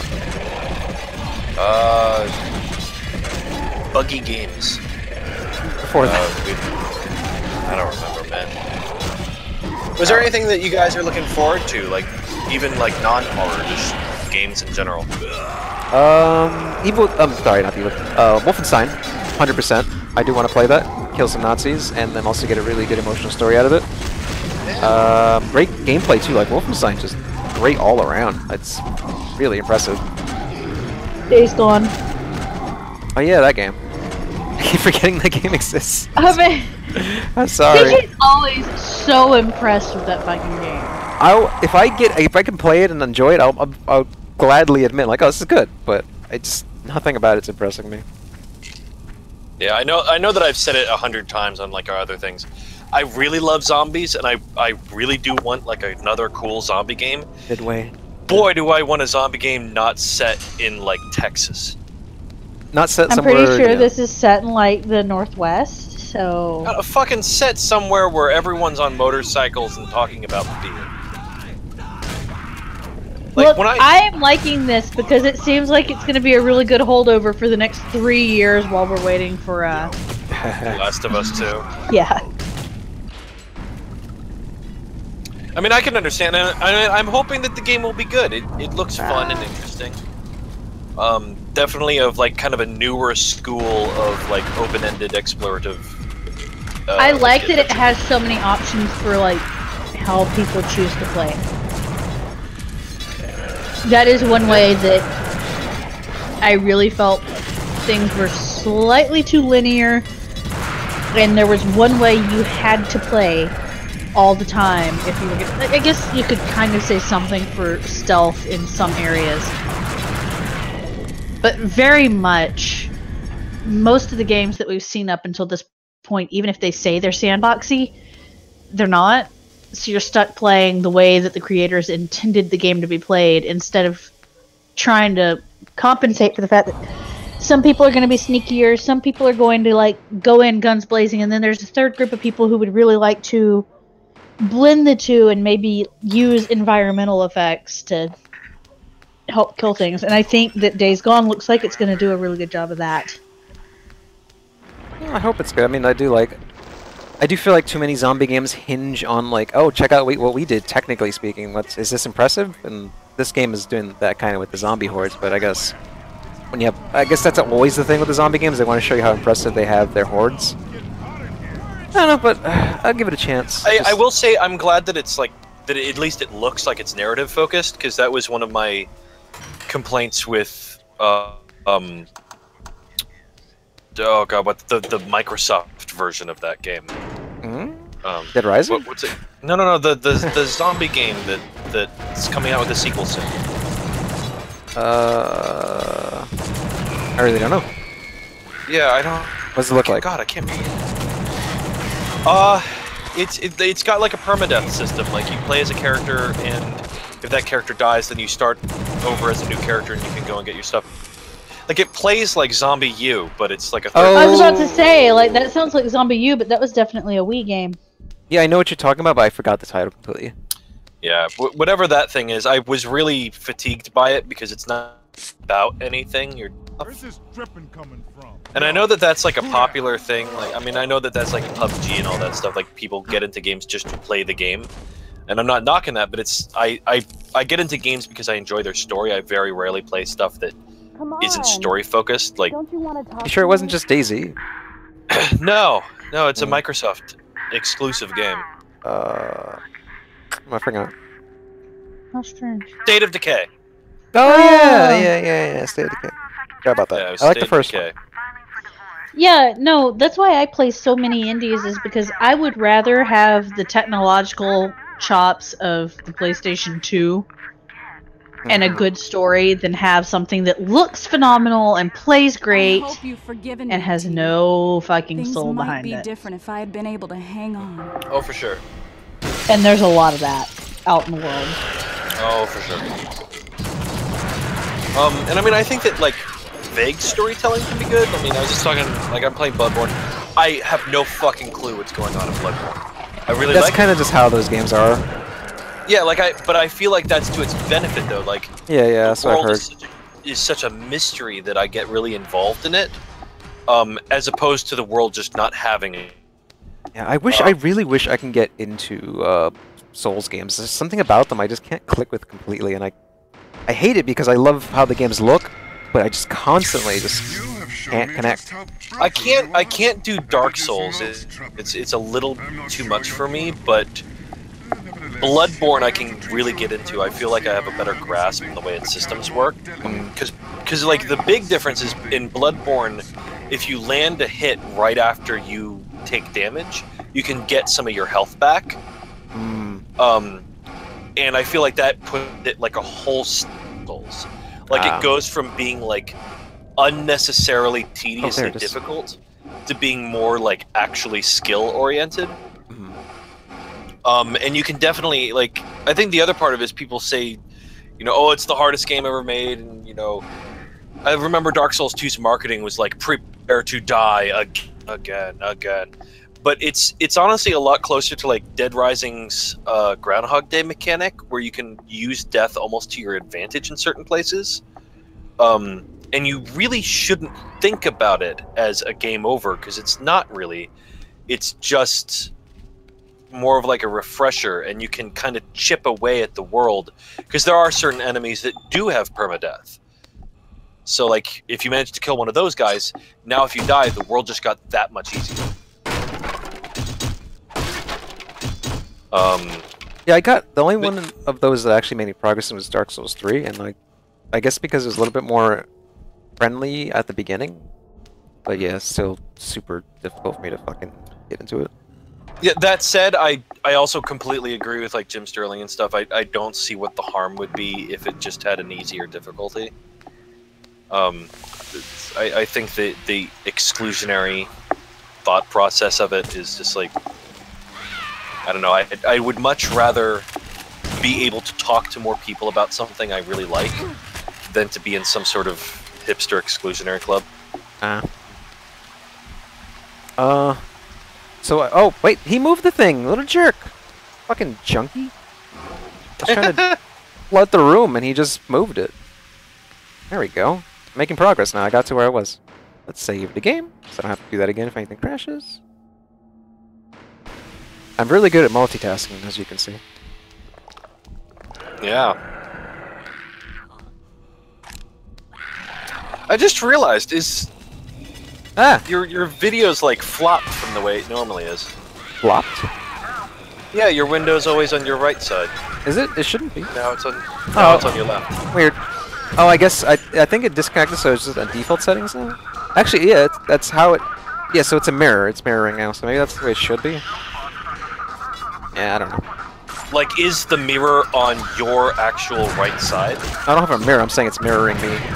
No, I mean the window. Is the window Windows? normally on your It's on right my left. side? It's on my left. Okay, because that's the way it looks in every other stream I've ever done with you, and I got freaked out for a minute. Maybe Hangout does it reverse. Who knows? I don't know why I used the word freaked out. Like, oh my god, What's happening? my life is a lie. This logic is not real. Apparently, Assassin's Creed Origins is really good. Yeah, that's good. 3 great games came out this week. A reminder, please go to extralife.relionhorde.com to contribute some money to the charity that we're doing these streams for. We'd really like to make some, let's try to hit $100 tonight, at least. That'd be really awesome. We're going to have Richard Rouse, the creator of The Suffering, come on in about an hour and a half to talk about The Suffering. Let's make some money.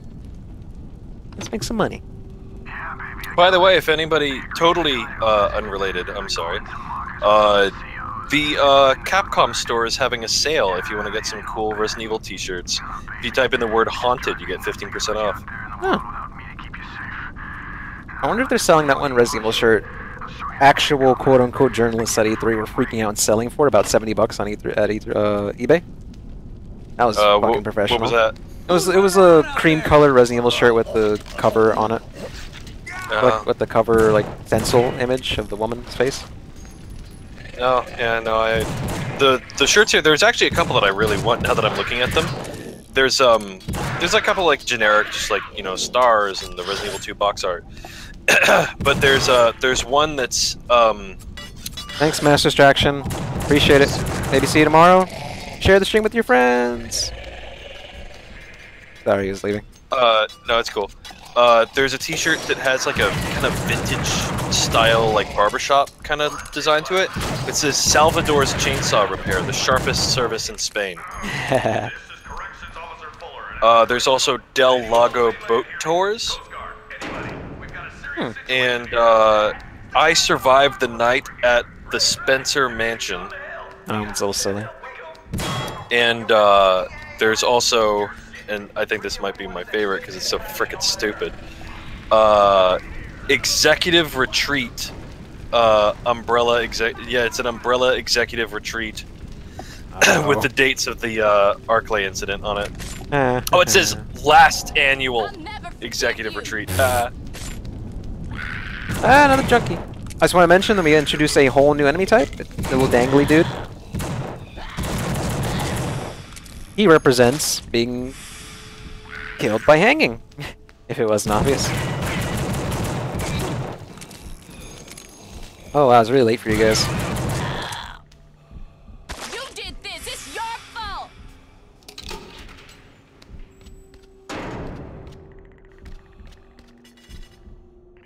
Alrighty. Destiny, if you have any trouble with Facebook thing, let me know. If we're online with Facebook, let me know as well so I can address those people too.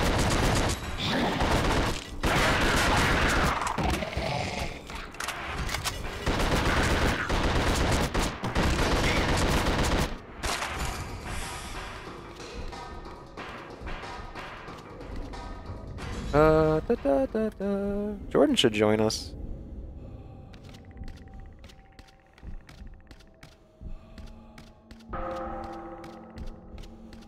Let's see. Still there, Destiny? Hey, yeah. Alright, just checked. Sorry, I was getting that set up, and hopefully it's not picking up my microphone on that. Yeah, the audio mixer should show you everything that's picking up what. It's just each time you come back, I keep expecting it to be like, yeah, I'm here. Yeah. Nope. Got a shotgun now? Pretty happy. Someone tell Jordan to get in here.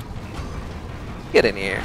Chat with us. Look at all the beasts. Look at them. They're so scary. He's got no eyes. I didn't notice that. Also, there's a lot of... The infrastructure of this island's really fucked up. There's like barbed wire connecting everything together.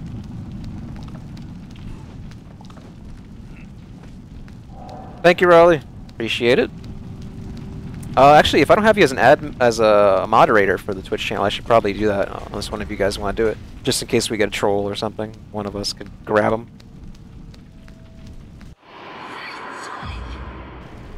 I did not kill her. Hello, Legend. Welcome to the stream. We're going to stream The Suffering, and then after this, Rourke's going to stream Resident Evil 7. And then tomorrow, we start with Soma. If you check on ReliantHorde.com, you see our full schedule. Yep, we got a whole bunch of games lined up. I believe 8 total.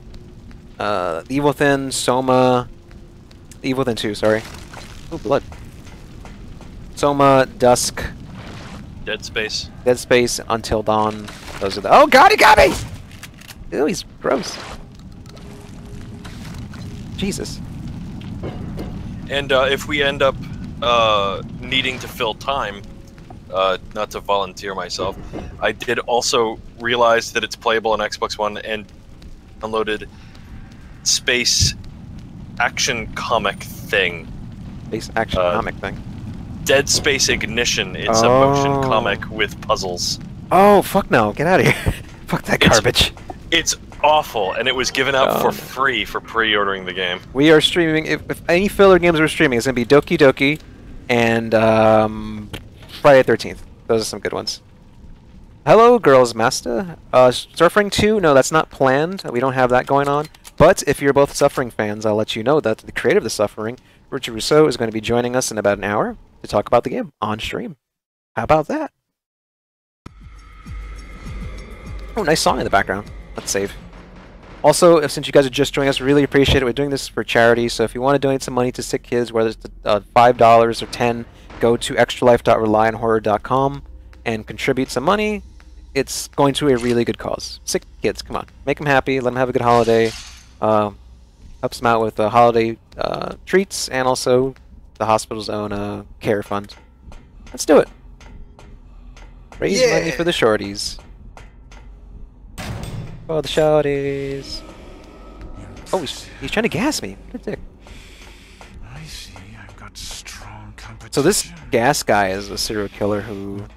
I love his performance though, because it sounds like he's constantly breathing through his teeth. Because he's a gas man or something.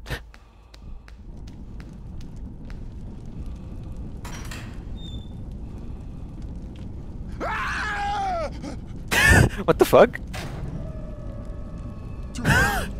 What the fuck was that? The guy opens the door and goes, I saw that one dude become a smooth criminal there for a sec. Woo! He slid backwards. He's screaming for his mom. Oh my god. I can't kill him. Okay, chat, we gotta vote. Am I gonna kill this dude? Oh, he's really scared. He's calling his mama. Do I kill him? He's really scared. I feel bad. Stay away! Got him. Stay away! That poor man is so scared. He's a coward! Mama! Mama gonna knock you out. Oh my god, he's really strong. Oh my god, he's really strong. I can't kill him. Alright, time to shove him. Another hellkite. Stay away from me. He called me a hellkite? What is that? What does that mean? You ruined my life.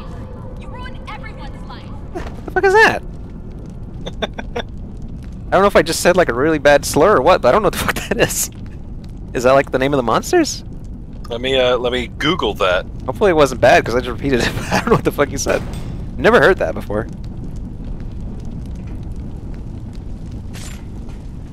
Is it like a word for a demon?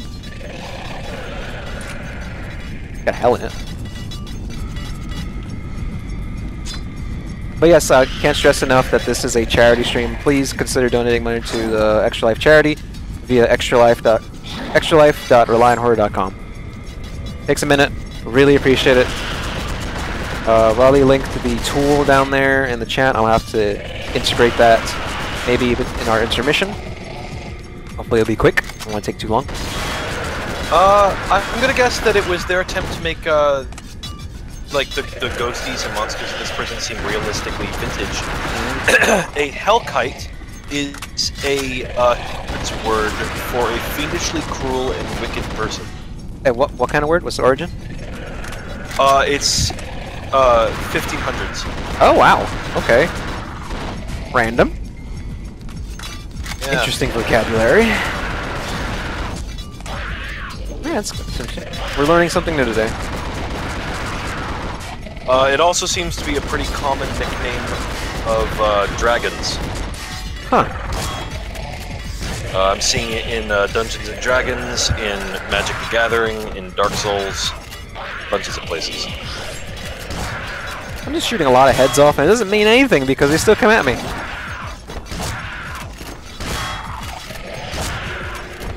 Time to Hulk out. Brady said let him live. I'm sorry. He's dead now.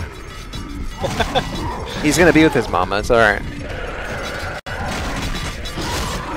Unless like this is like kind of like a American Horror Story tainted ground where he's now just stuck as part of this island forever.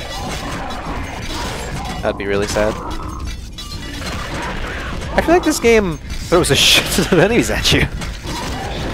Maybe just a little bit. It's a like action shooter.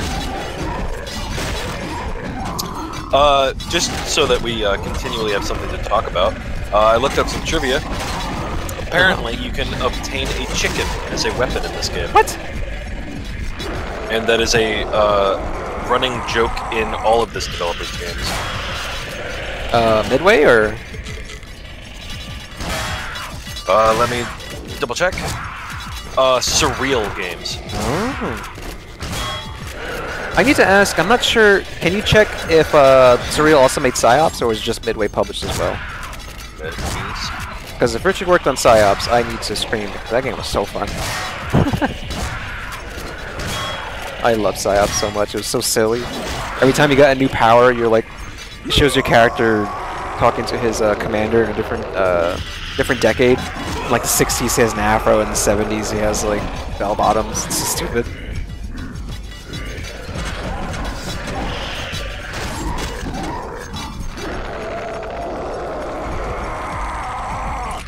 But these guys are really kicking my ass. Should I be running? Oof. What? Yeah, these, no, they were not the developers of that game. In fact, they were very short-lived. Oh. Their first game was Draken, Order of the Flame in 1999, and their final game was The Suffering Ties That Bind in 2005. Oh, so they did the sequel. Interesting. Yep. Their only other game of note, other than the sequel to Draken, is the video game adaptation of Fellowship of the Ring. Huh. They were apparently also developing a game called This Is Vegas. I remember that. That was going to hit the Xbox 360. That was like one of the first Xbox 360 announced games. Yeah, I remember this now, yeah. And they were also working on another Lord of the Rings game, but an original one called The Treason of Isengard. The treason is going to Isengard! To Isengard! God damn it, there's so many of them. We got a few emails, no extra... No contributions. I think Destiny has the Facebook stream active. Can you check for me? She had to go AFK for a second. She left me a message. Let me take a look. If the Facebook stream is active, and the game just froze again. Fucker. At least I saved. God damn, why is it freezing?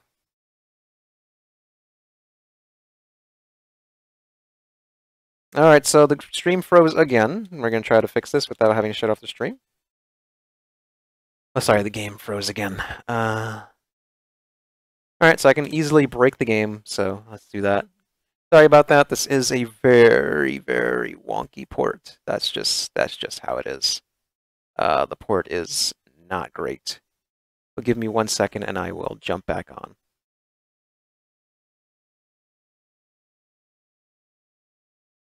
I should put intermission image up.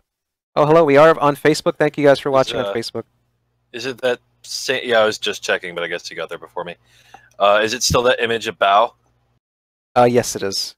Yay! Matter of fact, let me put that on a hotkey so I can easily do that if I walk away. I'm gonna put that on number 8. If you're watching, the stream is broken because the game crashed, but give me 1 minute and it will be back. No worries about that. We'll be right back after these pre-approved messages. Yeah. Rely on Horror, brought to you by viewers like you. We'll be right back. You can see on stream for a second. Just needs that that Dead Rising Mall music. Da da da da da da da da da da da da da da. That's a lot of work for me to plan. Get that working, but it's not gonna stick for long. I can sing it. Oh, there you go. Da da da do do do do da da da da da da da da. Oh yeah, that's right. Last year I sung fucking Hellfire. I forgot about that. Show image 8. So I think that will make it work. Fire, Hellfire. All right, we're going back to the game. Sorry about that. It crashed, like I said. It does need the Simpsons technical difficulty screen. Either that or I don't want to rip them off, but I love the technical difficulty screen from Achievement Hunter with the mariachi music. All right, so let me know if the game's back. You're back. Can't see the game yet, though. And while that's happening, I will look at the Facebook comments. So if you are watching on Facebook, I am now looking at your comments. So just say hello, and we're going to be doing this stream in a second. Good, perfect. Let me just get the stream up. It's a little laggy. Destiny, you should probably restart it with Facebook. I mean, with OBS. It looks a little laggy on my end. I'm sure restarting it won't be a problem. Here's something we can ask the dude when he comes on the show. But just since we're getting set back up here, interesting trivia about The Suffering. On September 8th, 2005, Midway and MTV Films announced a film adaptation based on both The Suffering and The Suffering Ties That Bind. I think I recall that. Stan Winston had signed on to work on the project with producers Jason Lust and Rick Jacobs. No writers, actors, or directors had yet been approached. However, there has since been no further developments, with the project presumably cancelled. Well, the fact that this game got re-released is an interesting sign. Warner Brothers did find a reason to have this game appear again for some reason. So, yeah, that might be something interesting to follow. Are they going to make a sequel? Something stupid, like they were just trying to hold on to the license for another couple of years. Potentially, years ago I had asked Richard if he would ever be interested in taking the license back, and he said yeah, but he wasn't sure who had it. Midway got acquired by Warner Brothers, so he suspected that Warner Brothers had it, and that was not confirmed up until a few months ago. So it took years for that confirmation to come out. It's funny, I'm trying to find trivia, but half of this shit is just stuff we could talk to Richard about, because it's all quotes from him. Yeah, if you got anything that's good, keep it on the side and we'll bring it up to him. Yeah.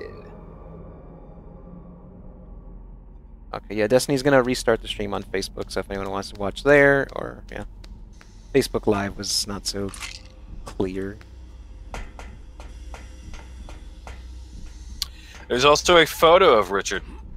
He's wearing a Guitar Hero shirt. There you go. Oops. Hopefully this doesn't freeze all too much anymore. I'm not sure what the cause is. That I think it's just a bad port being a bad port. I've got strong competition. You're twice the kill I thought you'd be. Twice the killer I thought you'd be. I really like this guy's performance. If you heard it, you'd probably like it too. Yeah, I have the stream muted, otherwise I'd hear double you.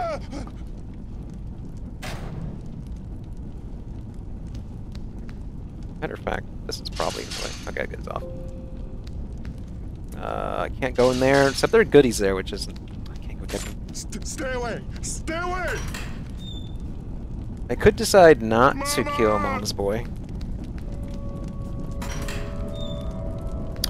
No, in other games of this era, another thing I'm really looking forward to getting to play whenever I do have a PC set up is Call of Cthulhu. Yeah. That game, not actually based on the story Call of Cthulhu. It has more to do with I think the name of the story is like the Nightmare of Innsmouth or something like that. And it just kind of has Cthulhu like bolted on. But that game was great back in the day. I've always wanted to play it, and I never actually just picked it up. Even though it's been on numerous Steam sales. It's probably on the Steam sale right now. Yep. Also, I have to deal with this freaking things again. I'm just gonna run for it. You could be playing Call of Cthulhu, but instead you bought that's probably a lot harder. Injustice 2. Yeah, I thought it'd be, you know, just nice for the story mode, because I heard good things about it, but never mind. That game is fucking gorgeous looking. Yeah, that's why I wanted to play it, and I heard the story was interesting and funny. Blown away by how good that game looks. It's locked in here? What? Oh, this is a trap. There's like explosives everywhere. Why am I down here? I'm very curious where I should be going then. There's stuff on fire? Wait, there's that box. Look at that box. Oh, I gotta jump over the fire. Okay. That's why the enemies kept coming, because I wasn't supposed to just be here.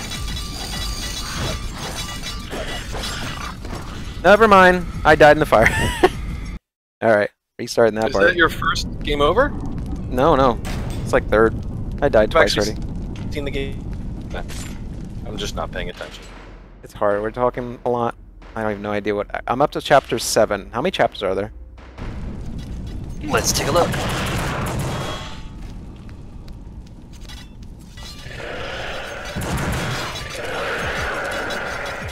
Oh, I need to use the light on them, I think.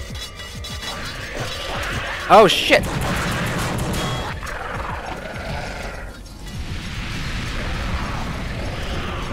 Alright, that's what that's why I'm getting my ass kicked. I gotta use these lights. They can go away.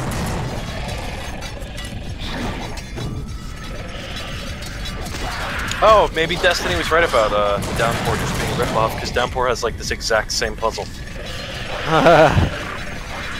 Forgot about that. Oh, I did it! I made my life easier by putting the lights on. There's still a few more lights though. By the way, what chapter did you say you were on? 7. Oh, fuck. Oh no. 20 chapters. Ah!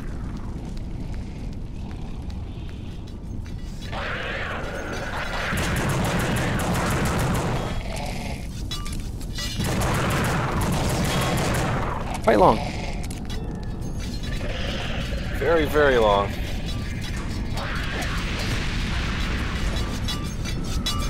I am still not sure which way I need to go.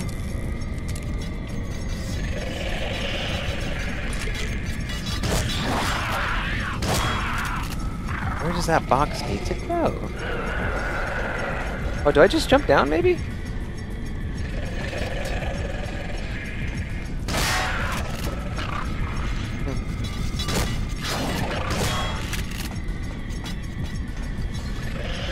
How do I throw grenades again?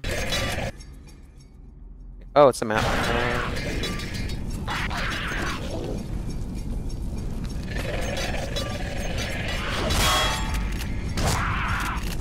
And those were loading screens designed for the PS2. Got writing on them, and they load so fast you can't even read them. Oh, it was the map. I opened it really quickly. The map just has like writing on it? Yeah, it was for the different levels and areas, and I just okay. closed it too quick. Okay. Oh, come on, guys. I'm trying to figure out how to... What the hell? I took out my photo! No, stop! Idiot! I took out my... I keep looking at my family photo. What are you doing? Stop. Yeah, I know that's something that I...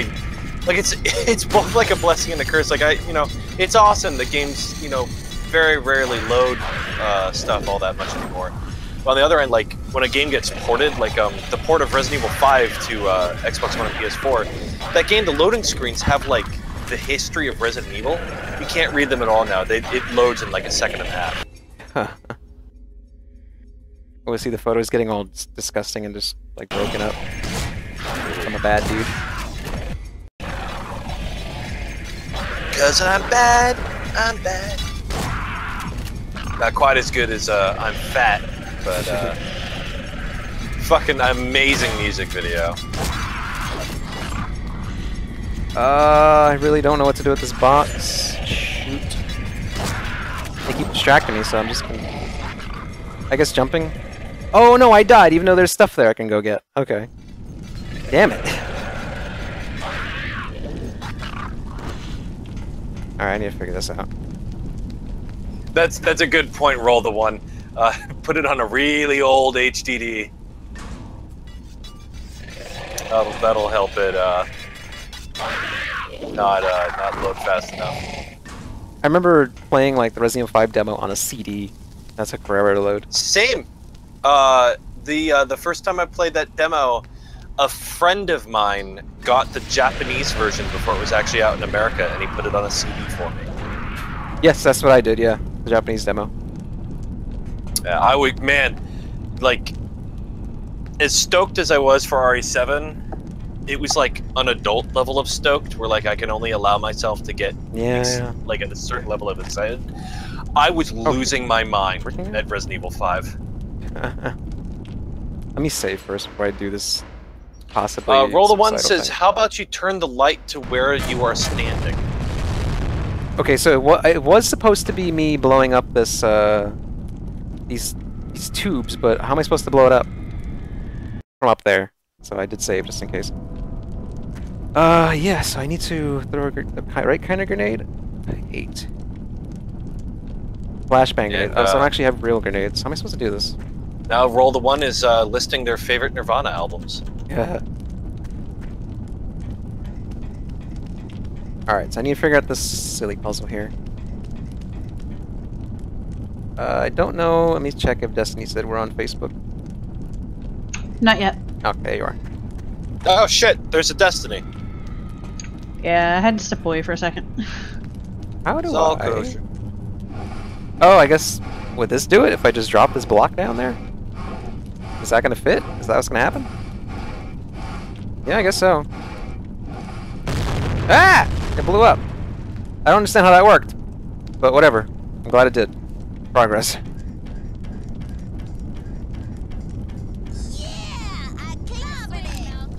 Run, Malcolm! Run! Hey, look, it's my family. He always wanted to play with his father. Hey, look, half the world didn't load in. Oh, it's intentional? Actually, no, it's not. It's not. Let's get away from that. See, that is the thing that's worrying, is that we're gonna have the dev on here. You're gonna see what a shit port this is. Yep, he told me earlier that his team did do it, so he's happy with it. He's fine. Fair enough. It's still like my favorite quote, and I'm sure it doesn't really apply in this situation because video games don't really work like that. But I love John Carpenter's quote about remakes. Yeah, he's like, he's getting paid? Whatever. Yeah. And sometimes good philosophy. that there seems to be remakes of everything these days, but every once in a while he'll get a paycheck for one of them.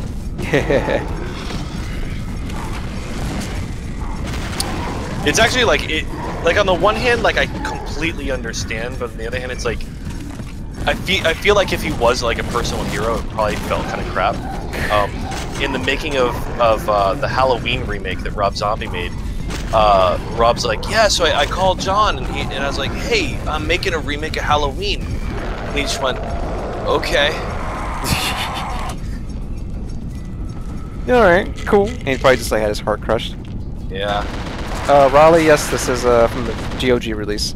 Because the only other way to get this game is to pirate the ad-free version. I mean, the ad-supported version, and that one doesn't work anymore because the ad server that they were connected to is gone. So you had to not only pirate it, but you had to crack and break that ad client thing. So they officially released it. Awesome news. Great stuff. You know, you can also go out and buy yourself an original Xbox and a copy of the game for about $40. Yep, you got the console version, and you're pretty much set. Should work fine. I'm gonna save again because everything is scary. Everything is scary. Are you there? Talk.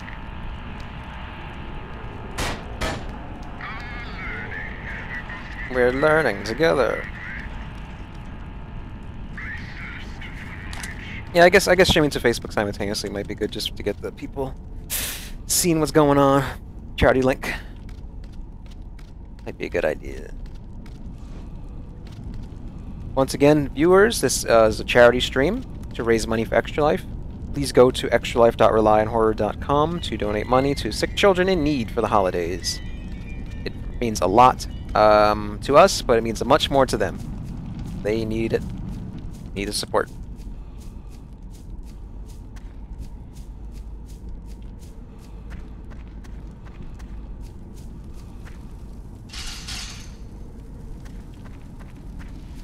Jump here for a second.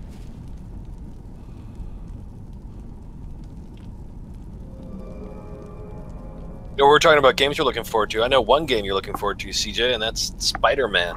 Oh my god, yes. I want to get that, but then they keep saying, oh, it's going to be so great on the Pro, it's going to run even faster and look better. I'm like, I want the Pro, but I don't want it for anything else. I don't really... There's nothing about the Pro that I'm really excited for, except maybe playing Spider-Man better and playing Horizon Zero Dawn better. It doesn't have a 4K Blu-ray player, which is a massive... Is the Pro really that big of a leap to justify buying a whole system if you already have Not really, a no. That's another reason. Is like, but I do want those games at their best. But I just, if I had a 4K Blu-ray player, it would be worth it. It would be absolutely worth it. But they decided to go for an all-streaming feature, which is bullshit because 4K streams look nothing comparable to 4K native content. Very silly. Very silly.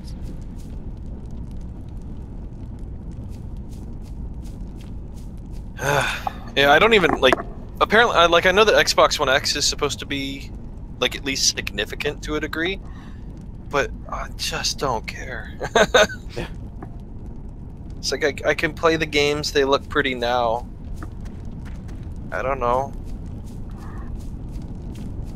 I mean, maybe everything will change when I get a PC and I'll become one of those assholes, but right now... Oh, God. Invariably, it doesn't matter where you are or what you're doing. If you talk about a video game playing it on console, there'll invariably be some asshole that will start ranting about PCs. Yeah, this is pretty hilarious. Or the people are like, LOL, you can't get this on PC. It's like, why do you care? So the people play games. Shut the fuck up. No one cares what you're playing or where you're playing it. Just play a goddamn game. Like there are legitimately people who follow the opposite console platform on Twitter just to fucking bitch. All they do is like, oh, LOL, Xbox. Like, why are you following the PlayStation channel? Your life has no meaning. You were utterly pathetic. Go away.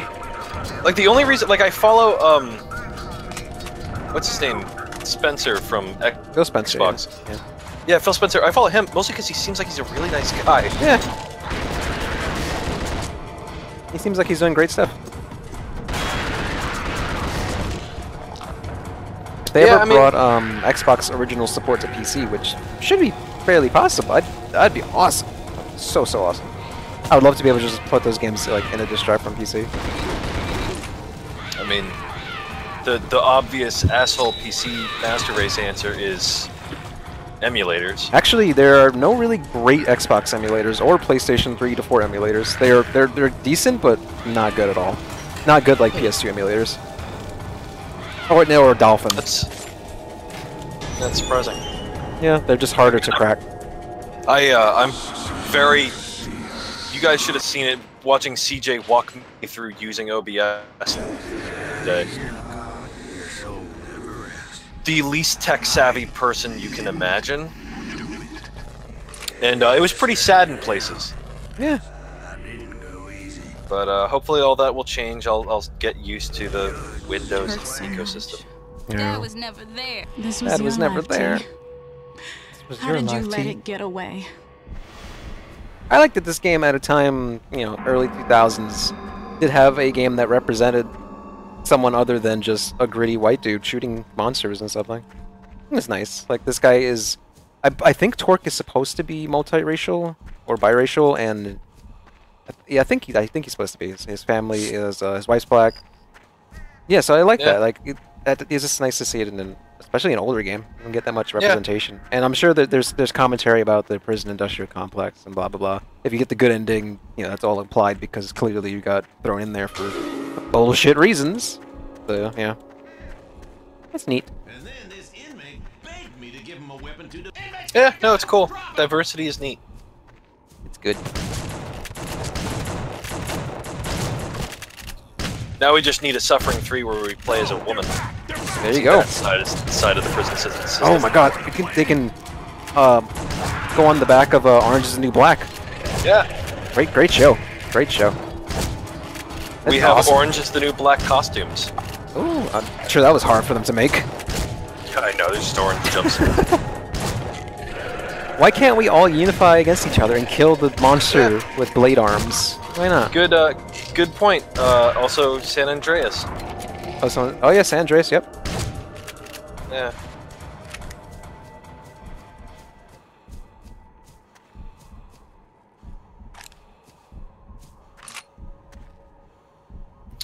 Yeah, Blood Rain. It's. I mean, there actually was a new Blood Rain. It's just bad. People really seem to have liked it, but I'm like, did you actually play it or did you look at it? Because it looks great. It's a cool looking game. It's so unfair to play. It put its animations first above its gameplay polish. That said, Blood Rain 2 is in the first batch of Xbox original games and Xbox One. So. I wish I still had those on disc. I have Blood Rain 1 on disc. Oh, nice. And that's fun to break out every now and again. Although my PS2 is really on its last legs. The best part of playing Blood Rain 1 is putting the slow-mo cheat and jumping, like doing a spiral jump in the air, coming down, slicing the top of a Nazi's head off, and just hearing like slow motion. It's just so fucking fun. I did that so much. Great stuff. Then you played Blood Rain 2, and it's like, why does that look like Mila Jovovich? And then you see her, you see her little, her bits, because they decided to partner with Playboy and show, crotch. Lots of crotch in that game. Oh yeah.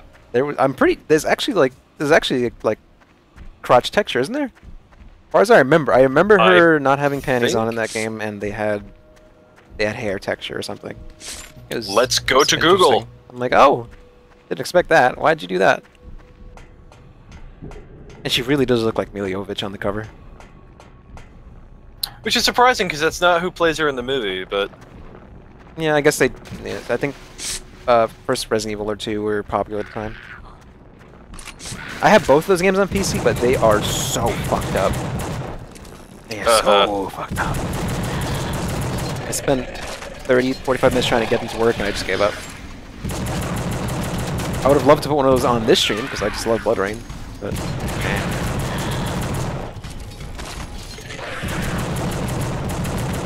these games generally pretty easy to play with your mind turned off. It's just when you get those occasional puzzles, you have to stop and check yourself. Yeah. How many viewers we got here on Twitch? Alright, viewers. Our 12 viewers on Twitch, please share the stream. Let's get people in here. We're trying to raise money for Extra Life, the Extra Life charity. This is money for sick children. Please go to extralife.relianthorder.com. Drop $5 or something on there. It's going to a great cause. These are sick children who need your money. If you're sitting there and you're going to buy Super Mario Odyssey or some other game where you have $5 left after you bought them, just drop it there. Drop it to sick kids who maybe want to play that game too. They want to play it, have fun. Come on, you can do it. I was going to mention earlier that that we could have kicked off with our own donations, but I'll just do that after I'm not playing anymore. I'll throw my few bucks into the contribution. By the way, I can't really find much. I can't decipher what is nude mods and what is original game. Mm-hmm. But apparently there's a shit ton of nudity in the second Blood Rain movie. Oh, well, those don't count because they're shit. Like, they're not, they're just Uva Bowls, masturbatory garbage. But I did forget that Meatloaf is in Blood Rain 1. Oh yeah, why the fuck was he there? You know Anthony Bourdain is in Far Cry? Oh my god, is he? Yeah, he plays a scientist who just gets shot for no reason. What the fuck? He has, like, one speaking word, and that's it. Oh, I love shit like that. Like, what is it in Resident Evil Apocalypse? One of the zombies is like the lead singer from Coldplay or something. What the fuck? He was just there. Okay. Oh, we got a new creature. Woo! It's a worm thing with spikes. God, that's so cheesy. I love it. Good. Oh, I did find this is a real ad. It's an ad for Blood Rain 2. The video game, and it's just a picture of her breasts. Yeah. Destiny, are we on Facebook? I think AFK. The Borrower, that's what this creature's called. Oh my god. Okay, so I zoomed in on the picture, like I clicked on it. Top of the screen says, new deadly combo system. Dynamic pole and rail combat. And then a giant picture of her tits. and a couple of other features are or what does it say? Oh boy, video game New marketing. features worth noting. Oh boy, video game marketing. Yep. Jesus. Yeah, in case you ever get in one of those conversations on the internet where you think somebody's, you know, being some try-hard SJW or something talking about representation in video games, I'd like to point you to early 2000s marketing for video games, which are fucking disgusting, and I can't imagine what it must have been like to be a woman gamer at the time. Yeah. I remember there's this video game called Black and Bruised. It's sort of a shitty version of Punch-Out. And there's a ad that actually ran in Nintendo Power, of all things. That's one of the lead characters. It's this blonde boxer with very well-endowed boobies. And it just says, "Stare, sweetie, it makes..." Wait, what? It makes what? It makes you easier to hit. What the fuck? Wow. It's just like, okay. That era of marketing especially is really cringe-inducing. There's a, You have like all these fucking gross nerds in their cargo shorts. Oh yeah. There was I love to collect old issues of Electronic Gaming Monthly, and there's an ad. It was a 2-page spread ad for Rayman 3. Now, I'm sure everyone remembers Rayman. Yeah. It is a child-friendly platformer adventure series. This ad is Rayman standing at a urinal with a bunch of other dudes standing at urinals, and all the other dudes are like backed away in horror, and Rayman is clearly taking a piss, and it says small package. Wait, small package what? It's a small package. God damn it! Of course, small package, but huge features. Why'd I do that? I just huge features. I was thinking they'd be recoiling in horror because it's probably like not attached, just hovering away from his crotch. I'd be terrified, yeah. It's just floating there like its hands and feet. Oh god! It'd be fun. A lot of enemies here. Holy shit. I also remember, again, in Electronic Gaming Monthly, they couldn't escape how creepy and cringy this shit was. They did a article about Rumble Roses XX. That was Konami's, wasn't it? It is a Konami fighting series about big-breasted women. Were they all real women? I don't remember. I think they were part of an actual Japanese, wrestling league. I do remember though that there was like a submission system where you could make them like crawl around and purr like cats. Oh yeah. But EGM made a spread image of a dude reading that article in a restroom stall. What the fuck? It's like, in case you ever want to know why maybe women feel really excluded sometimes. Yeah. Where are they coming from? Where are they coming from? Oh, I got a message. Oh, I thought it was Richard from Twitter. It's Duolingo telling me passive-aggressively to study Japanese. There you go. Where'd Destiny go? Maybe she has... Maybe the babies. Doing stuff. How do I affect this? Oh, there we go. Oh, I can kill these guards. Oh, no, oh, they died too? Why? Dummies. I didn't mean to kill them. Why are they so dumb?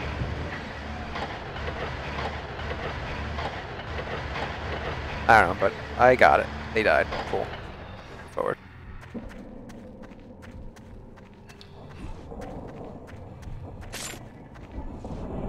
I'm gonna see if this game has any cheat codes.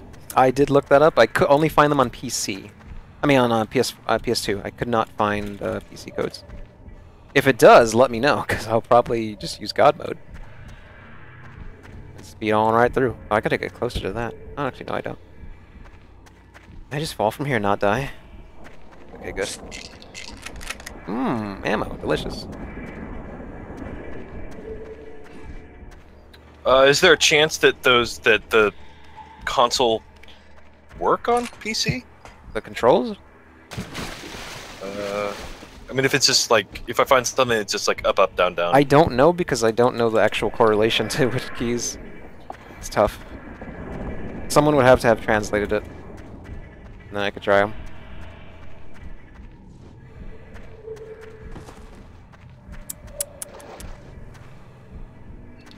Some of these cheats sound more like bugs. This one says, turn your flashlight on until it runs out. Leave your flashlight on even though it isn't powered and save your game. Will light up without any power going to it. Mm-hmm. I think I might have done that already because I don't recall my flashlight ever turning off. Might have been a glitch. Now where am I going? For the audience, incredibly, what does that say? Invincibility is not your problem. Yeah, I'm getting lost. Here's some Easter eggs. There are 2 references to a song by the band Tool called Ticks and Leeches. Early in the game, you look closely at one of the walls, you will see the words Ticks and Leeches, which is a reference to the song. This is not a coincidence, as later in the game, about where the noosemen appear, written on the wall are the words Suck Me Dry, which is a phrase constantly repeated in the song. Also, the phrase I hope you choke can be found... Wow, this band sounds amazing. Can be found written... I've never heard of them before. I don't want to go to detention. Can be found written on a line before... I think you gotta hold down your key a little harder. I'm holding it down. Oh, it's probably just... Just rejoin Discord, it might be that. Maybe. Oh, this is TNT, I should stop doing that. Alright, I'll back up.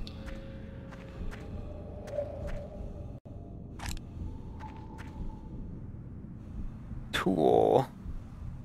Oh, I know the band Tool, it's just... I know their lyrics. I didn't know that they were a band. I'd seen the logo before, but I didn't realize it was a band. I didn't know their lyrics were so bad.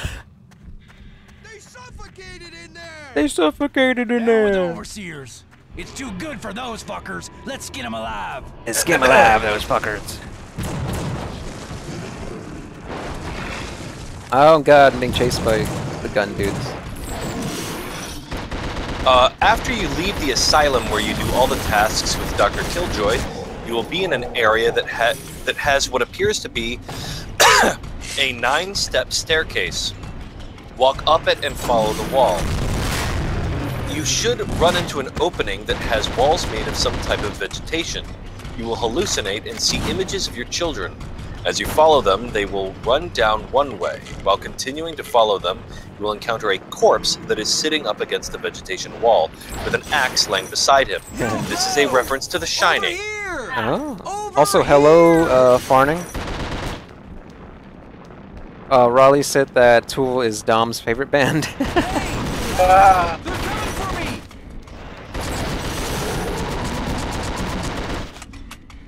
Dude! What? Where's this guy yelling at me? I don't see him. Oh, he's right there. Okay. I'll help you out. That's not working. I need to get to that ledge there. Hello, Farning. Welcome to the stream. Of course, this is a charity stream for Extra Life. If you feel like it, you can donate to Extra Life through extralife.relianthorror.com. We're trying to raise money for sick children through that charity network. Dude, Going to you and everyone else who's watching. Check that out. It'd be really nice to raise money for the kids. Especially around the holidays. I need to get to that ledge there. Oh my god, stop yelling, dude. Help a brother out? Can you help a brother out? Can I just kill him instead? Hey, help! They're coming. When you are in the abandoned World War II bunker, you will encounter a desk with 3 phones. Thanks, 2 of them are green and the other is red. Pick up the red phone first and you will hear a girl's voice say, "You will die in 7 days." Oh, wow. So I helped that guy across. I was trying to get myself across. Fine. I guess I helped that dude. On many of the walls, you will find the quote, "If there is a God, then why has he let me die?" which is an exact quote from the song "Hallowed Be Thy Name" by Iron Maiden. Oh. Also on 2 walls near the beginning of the game, the words, "This is a world that has gone very wrong for me," which is also from the same song. Who the hell are these 2 kids?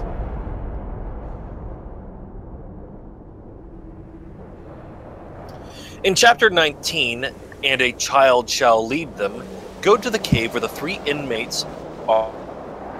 All the inmates here. Be sure to keep the 3 inmates alive. You can kill them later if you want to be evil.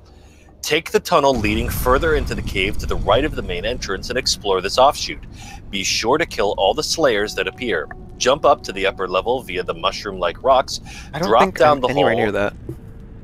to the lower. You're like chapter No, 8 or 9. Yeah, look for the chapter I'm on. Then we can get through this faster. Also, Richard should be joining, I guess, in a bit. Almost 10? He is in the AFK section of the thingy-majig. What am I doing now? What am I trying to move?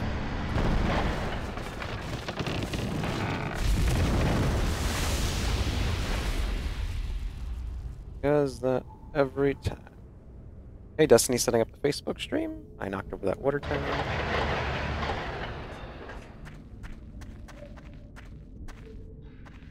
Alright, I should save again. I'm on chapter 9. I guess that means halfway. Holy shit. Apparently you get a prelude level if you beat the game. I never knew that. And I'm pretty sure I played through this multiple times on console.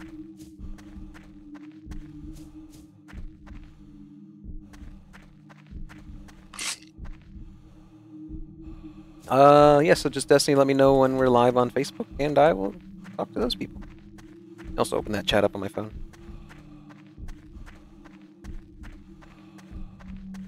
Where am I supposed to go here? I saw someone speedrun this game in 30 minutes. I don't know how. Jesus. Yeah. Probably ball glitches. Yeah.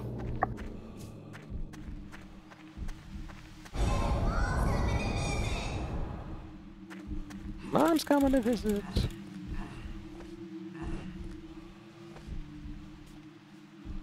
I guess I'm gonna escape now? Alright. I'm in a very foggy forest bit. I remember the intro to this game really well, but not this part. I saw you in that old broken gazebo. But sometimes Oh god, new enemies. only brought me suffering. Like big old fat things from Silent Hill 3.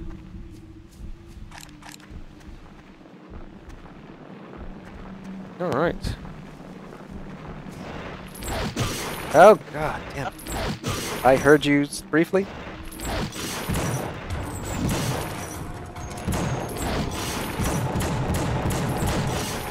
I thought I heard Destiny. Alright, so there you are. Yeah, no, my setup on my desktop is not letting me talk to Jared again, so I'm just on my phone now. Oh, that's weird. Why isn't it letting you talk to us? It's doing that thing again where I'd have to log out and log back in, but I'm afraid that would mess with everything I just got set up for Facebook Live, so we're not touching it. Oh, you mean? Do you mean what kind of logout do you mean? No, the Discord's messed up again. Oh, you can fuck with Discord. It won't mess up the stream. Yeah, I've already got it set up, and this is letting me. On the other hand, I can listen in on my headset and actually like make sure that everything's going smoothly. Facebook stream. Sounds good. But we are live on Facebook. Awesome. Everyone watching on Facebook, hello. This is our charity stream. I was about to say silent from last year. That's ingrained in my fucking head. This is our 2017 Halloween charity stream. We're raising money for Extra Life. If you're watching this, this is the first game of several that we're going to be streaming this weekend. After this, we're going to be streaming Resident Evil 7, and then tomorrow morning, Soma, and a bunch of others. It's going to be a long weekend of charity fundraising. So if you are watching and you already feel the need to donate money to sick children who desperately could use it, go to extralife.relyonhorror.com and please donate as much as you feel comfortable. as little as you can, whatever you want. It's going to go to a great cause. We're trying to reach our goal of $1,000 this weekend. Also, if you're in the comments, say hello. I'm watching comments on both Twitch and Facebook. Another news to give us something to talk about. We're on Facebook, by the way. Silent Hills may be coming back because a band that nobody's ever heard of made a song about Silent Hills. I think they're supposed to be fairly popular in Europe, but still doesn't mean shit. Supposed to be fairly popular in Europe 10 years ago, and also people have gone on to point out that the band didn't do anything. It was one of the members yeah. of the band that is now defunct did something. Yeah, so though. Yeah, I'm supposed to be getting a response from her agent Monday. Cool. Yep, so that'll be fun. Go back to that thread with legitimate information. Guys. Yes? A legitimate professional cannot possibly be a fan of something outside of their own work. But she's never shown interest in video games before, therefore she is working on a project. She can't possibly be. Don't you know who she I'm is? sure she posts every fucking thing she does. Yeah. Don't you know Destiny girls don't play video games? My god. Duh. I enjoy pretending I played video games and assigning them reviews based on that. Roly, what was the name of the band? Oh god. Roly's asking. Let's see. Hold on, I have... Something weird, I can't say. It was a couple of characters. Yeah, it had like T's in it. Hold on. Tau2? Tau2. Something like, yeah, I think it was Tau2. Yeah, it was the people who did the All the Things She Said song that was like a one-hit wonder. Oh, I never heard that before. Talk, isn't it? Yeah, Tattoo. Like, you have to have heard it. T-A-T-U. What? Emily likes them? Tattoo. Yeah. Well, tell Emily's one of their singers made a Silent Hill song, and fans are losing their shit because they think it's legit, like legit related. A member of that band has made a Silent Hill fan song, and people are losing their shit because she thinks because they think that she has insider knowledge that Silent Hills is not cancelled and is in fact Kojima's new game Death Stranding. But she liked their comments. Because she liked their comments. She liked their comments, it's true. Emily's informing me that they are a lesbian band. Are they? Yeah. Alright. Cool. That never came up during the song. So I don't know. Yeah. No. The whole thing behind the All the Things She Said thing. I don't know that song. I've never heard of it. Maybe I did, yeah, but I've I don't. Never heard you of lived under a rock. Maybe I've heard it, but I don't recognize it by name. I listen to video game music, Gorillaz, and Rammstein, and that's it. That wasn't like a thing you should be proudly saying out loud. I'm not proudly saying it. I'm just stating it. Like that. Okay. To be fair, the other bands I listen to Ladytron. I listen to Oh god, what the hell is the name of the band? Locked out of rooms. Oh, Destiny. Of gates on them. Just wondering. Oh, Destiny. By the way, the overlay is not showing in the Facebook one. I listen to Nightwish. Yeah, if I had the overlay in it for whatever reason. No, I mean you can zoom out. Well, and I listened to that band you like, CJ, that did the. I think they're called Eye Monster. Yes, Eye Monster's very nice. Yeah, their stuff is awesome. I can't grab this to block it. I thought that was the whole thing. Wait, yeah, zoom on out there, get the whole thing.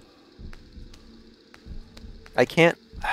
This is a projection, so I should be able to block. No. What the hell am I doing wrong here? Okay, I'm trapped in this room. Oh wait. There we go. As simple as that.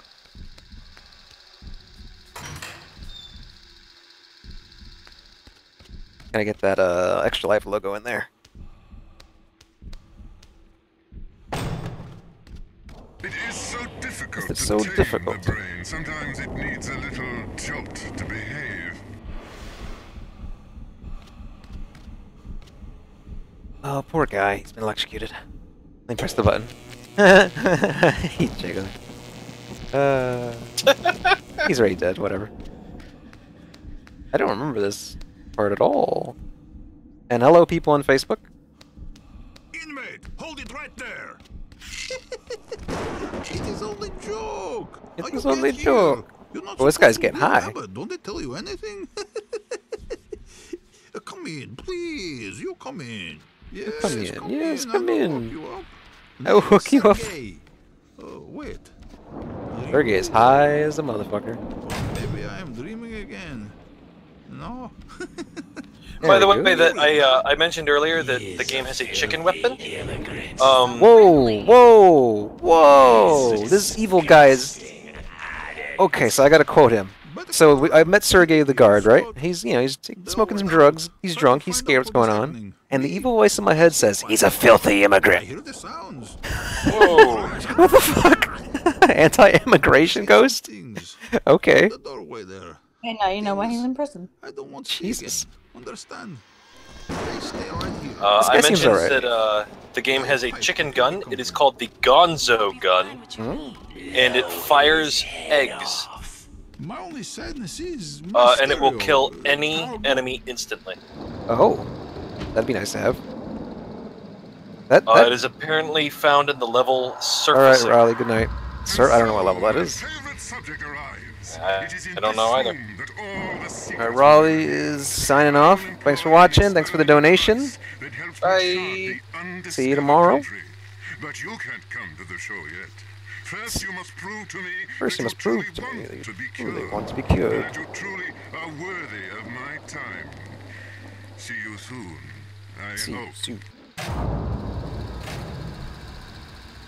The Gonzo gun is from chapter 14, so you can, in theory, still get it Chapter eventually. 14. Alright. How does it go? Oh yes. Uh. Thou minister to a mind diseased, pluck from the memory a rooted sorrow, raise out the written troubles of the brain. Oh, Richard Rouse sent me a message. Sweet oblivious antidote, cleanse the stuffed bosom of that perilous stuff, which weighs upon the Playing. Let me just get set up here. My, if only it were that easy. Alright, Richard Russo is going to be joining soon, the creator of The Suffering, so if you're watching, get ready. Okay, 5 minutes. Alright, I'm going to take a quick bathroom break. I'll be right back. Enjoy. Before he gets in.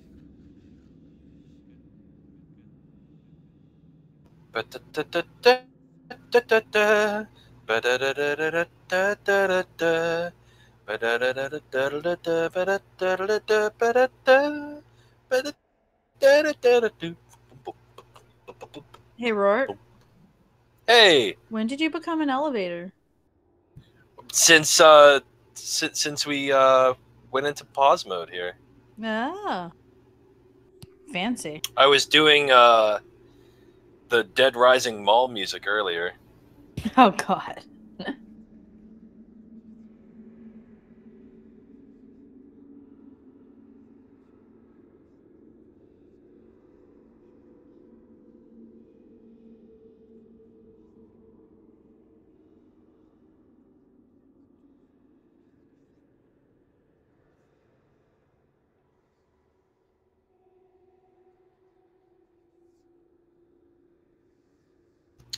So how's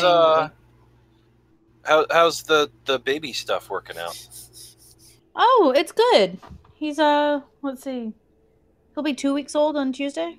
Oh. And he's doing really well. Cute as a button. That's cool.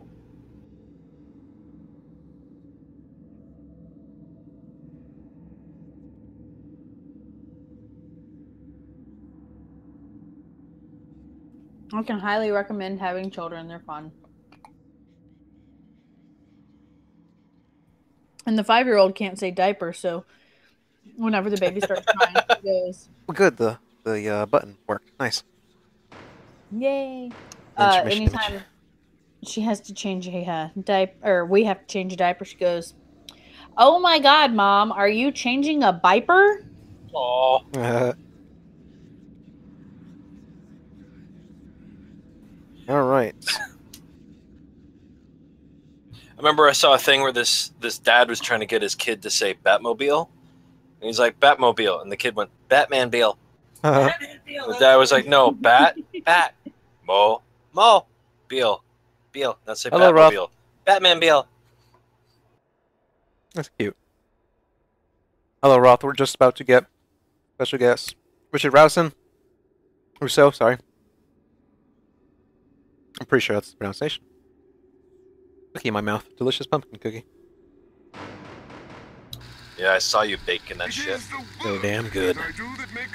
Damn good. Might have. Apparently, they're very fudgy cookies. I wouldn't know because I am making some in the morning. They are very, very fudgy. I Did got, the image go away, by the way? Huh? Did the intermission? Yeah, okay, I got it. I can see it. Yeah. Making sure the intermission is gone. Oh, did you ever answer me? Are you locked in this room by projections of... Yes. Of That's- doors, yes. That's as almost as silly as whenever you have to like take an 8-building detour in Silent Hill because there was a desk in front of a door and you're like, I in real life would have jumped right the fuck over that.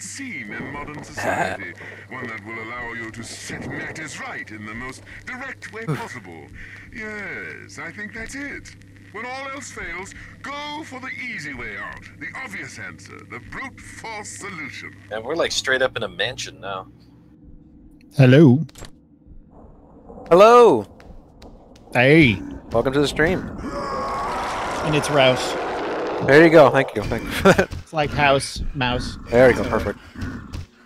I was trying to make it fancy, I guess. How are you doing, sir, tonight? There, I have now successfully muted the Twitch stream, so this won't be really confusing. I'm doing all right. Doing all right. Good. I see you've made it to the asylum. Yes, it's been a very long time since so I wasn't quite sure where I was, but I'm starting to get recollection. I haven't played this up to this point since maybe I was about 12, 13. Definitely going back.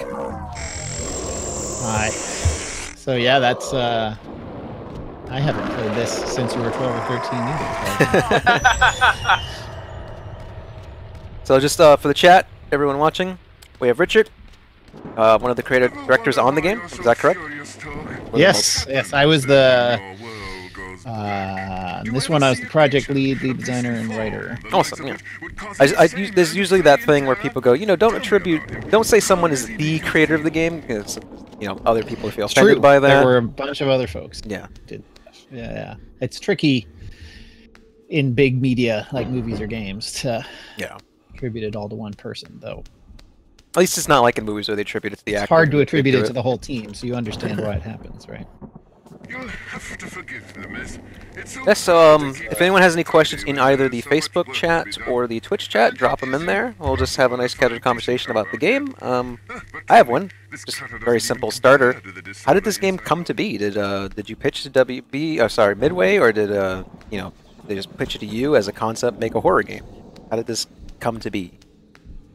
Yeah, at the time, Surreal Software, who made the game, and where I worked, had just shipped the second Draken game. Draken was a PS2 fly around on a dragon game, and we were looking for new things to do, and there were a number of pitches I remember, and I think Midway said, we'd love to have a horror game.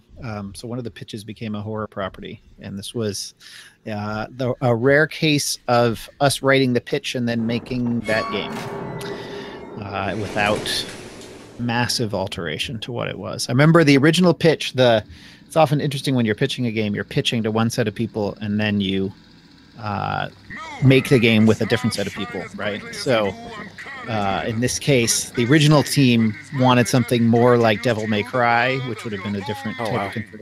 And then the development team was into the idea of making it more like Half-Life. So it's sort of midway between those things.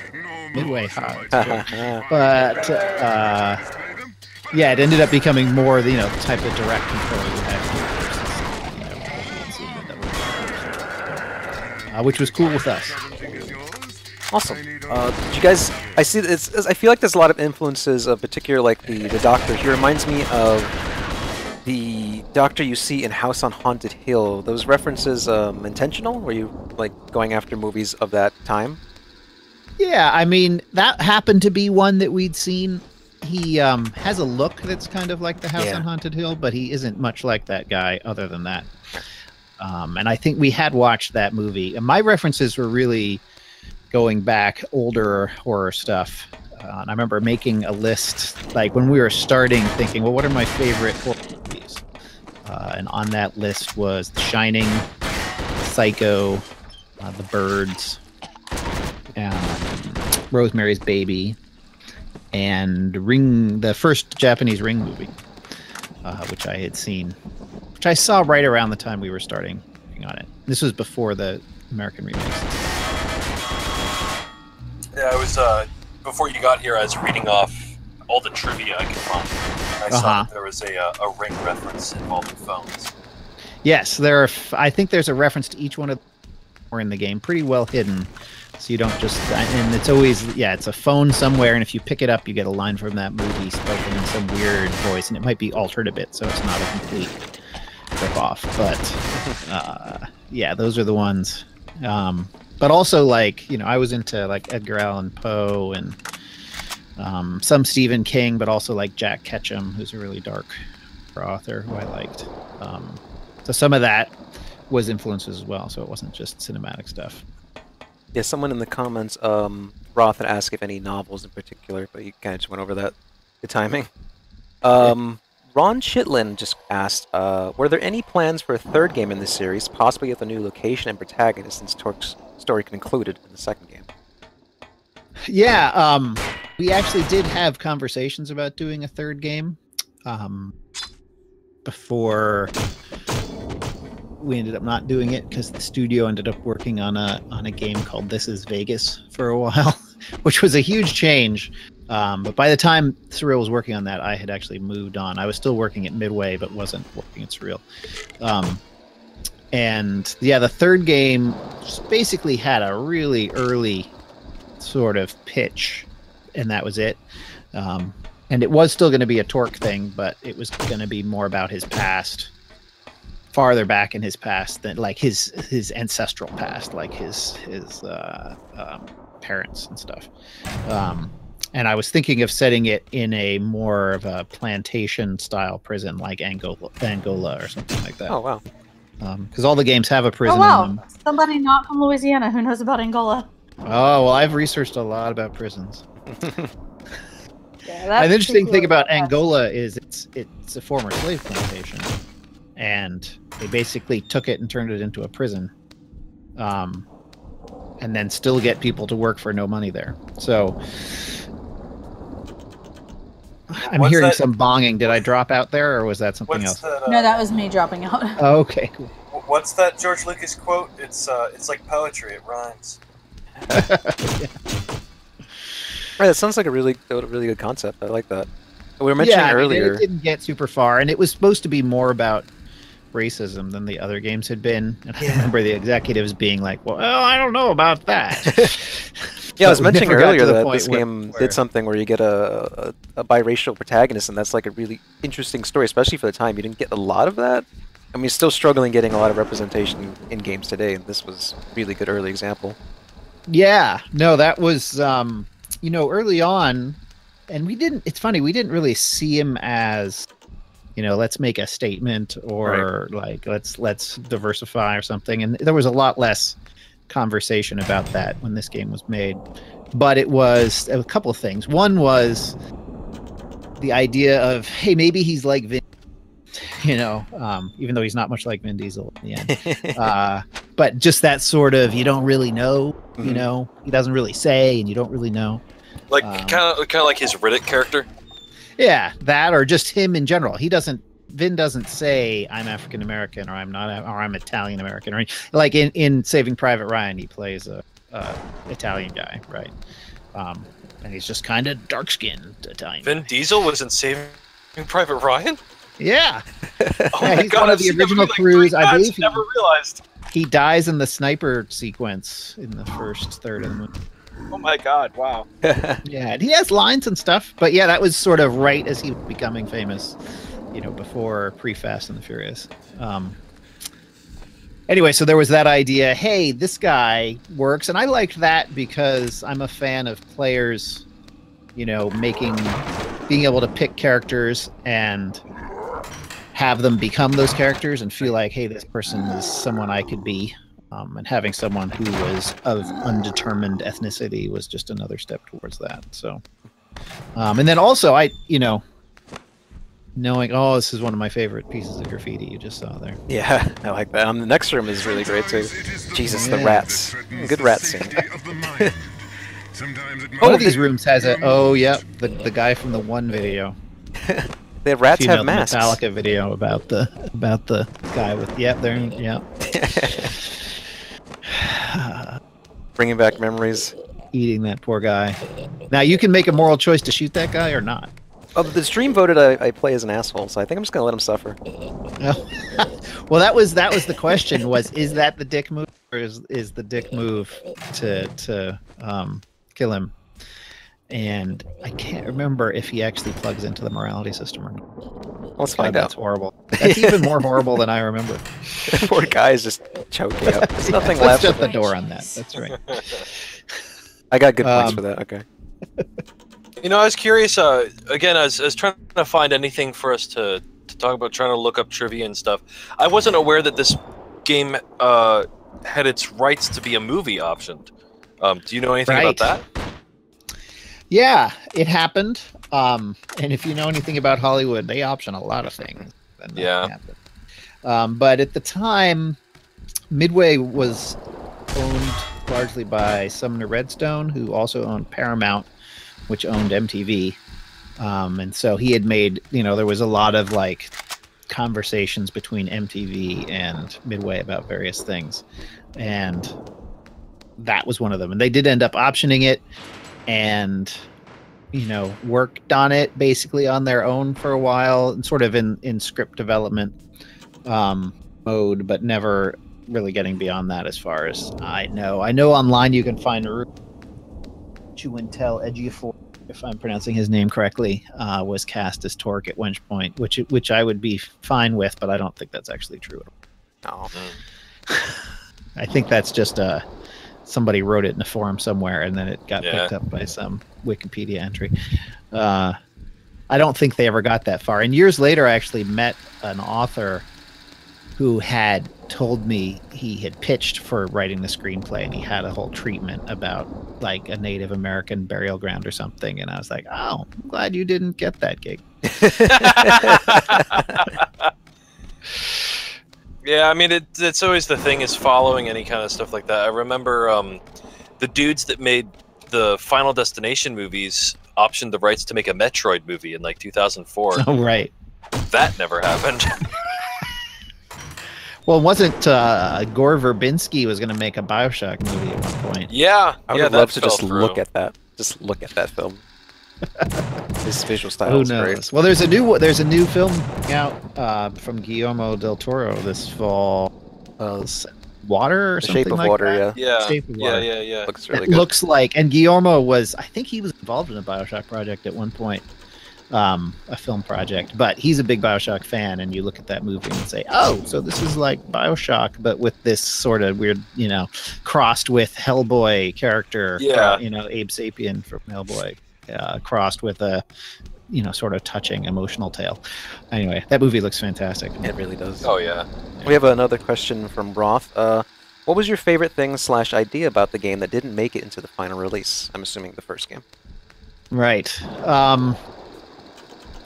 It's funny, as I mentioned, what we pitched was what we made more than in any other project I've ever seen. So there wasn't a ton that was cut outright. Interestingly, originally there were supposed to be no cutscenes in the game. If you remember that Half-Life. Right, that approach. Half-Life was an inspiration, and they had no cutscenes. I mean, they have scripted scenes, but they don't have ones where you the camera. So we were working on that direction for maybe 4 or 5 months, and at some point Midway insisted we had cutscenes. And looking back on it now, it's super hard to imagine that not happening. Oh, that poor guy. I gotta play it up. Yeah, right. Oh, hey, Sergey. I like them. Then I didn't really realize that the devil on your shoulder just says "filthy immigrant." I was like, oh, okay. He's kind of a mean guy. Yeah. It's pretty devilish. Oh, hey. I remember when we originally, you know, it was actually an opposite case of not a lot of stuff getting cut, but a lot of stuff getting added. And originally in the game, there were no flashbacks, meaning that those, and I guess I should define that better. That video you just watched a minute ago was one of 10 actual full motion video flashbacks that we had. I think it was 10. And those were planned from the beginning, and they were kind of expensive to make. But then as we were developing it, we thought, oh, it doesn't have enough spooky stuff. And if you only have 10 of those scenes in a, 10-hour game or whatever, that's not enough. So we then ended up coming up with those slow-mo sequences where you'll see something horrible happen, usually involving your wife or kids or some historical event. And those were added late in development. Last 6 months or something, we decided we should do these. And so we put them in. And it's sort of hard to imagine the game without those, too. And I remember, there wasn't a model for Carmen and the kids until the last 3 months or something like that. Oh. Now, you'd mentioned that like Devil May Cry and Half-Life were things that were, I guess, sort of like a starting point for the design of this.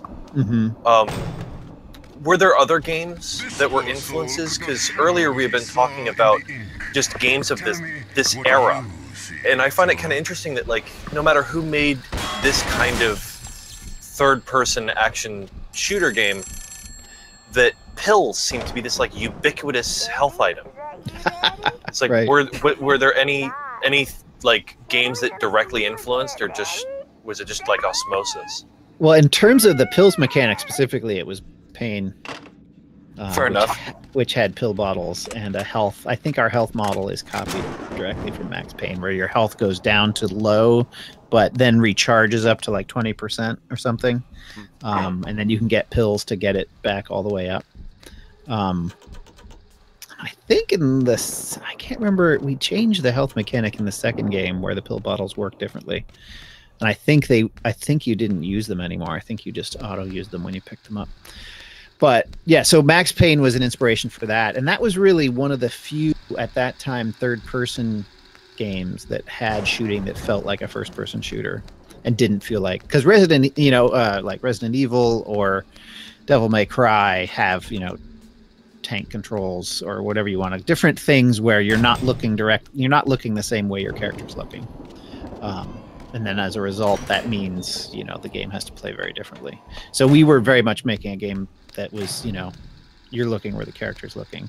Though originally in the design, there was a much more hardcore target lock feature where you would lock onto guys and then strafe around them and shoot them. And aiming was really not important. And then during development, Max Payne came out for console and Halo came out for console, the original Halo. And we said, hey, look, this works on console. We can get this we can make actual aiming shooting work. So that was a pretty big shift. That was about 6 months in. We changed from a target lock input or a target lock control scheme to a real aiming one. That's cool, because it's always something that's fun to look back on is how gaming trends can change. I mean, like, dual stick shooting is just... It's how video games now. Yeah, it's how video games work now. But famously, I think now there's a review of the tie-in game for Alien Resurrection on PlayStation 1, and it got a horrible review for having dual stick aiming. And they're like, "This is really confusing and hard." It's like, well, times change. There were a lot of games that did it badly before, and Halo really sort of cracked the code of it with their subtle aim assist stuff that they do, where it feels like you're aiming, but actually it's helping you more than you realize. And we copied that stuff pretty much down to every last feature to get our aiming to feel as good as it does. And I still don't think it feels quite as good as Halo's, but we got pretty close. That's that thing that a bunch of developers were talking about on Twitter a couple of weeks ago, though, where people think they want a super realistic game, but if you don't help them a little, they get really upset. Yeah, unless, it all depends the type of game too. But yeah, by and large, games that reach a mass audience have a little more help going on than people realize. We have a Appreciate question that. here. Ron Chillen asks, I remember reading somewhere years ago that this game was a direct response to the weaker protagonists of Silent Hill. Was that real, or am I misremembering? No, that was a real thing. We liked Silent Hill, and it played the second one in particular, which I believe came out right before we started development. And that was obviously a great game. But it felt like in that game, you'd have a stick and like 3 guys shambling towards you, and it would just be crazy difficult to kill them, mostly because you were fighting with the controls the whole time. And we came, as sort of Surreal had its roots as being a PC developer. We were used to games where you had more control over what was going on, and you were not as the tension wasn't fighting with the controls as it was in something like Resident Evil. So we said, hey, could we make a game that's a horror game where you don't have terrible controls?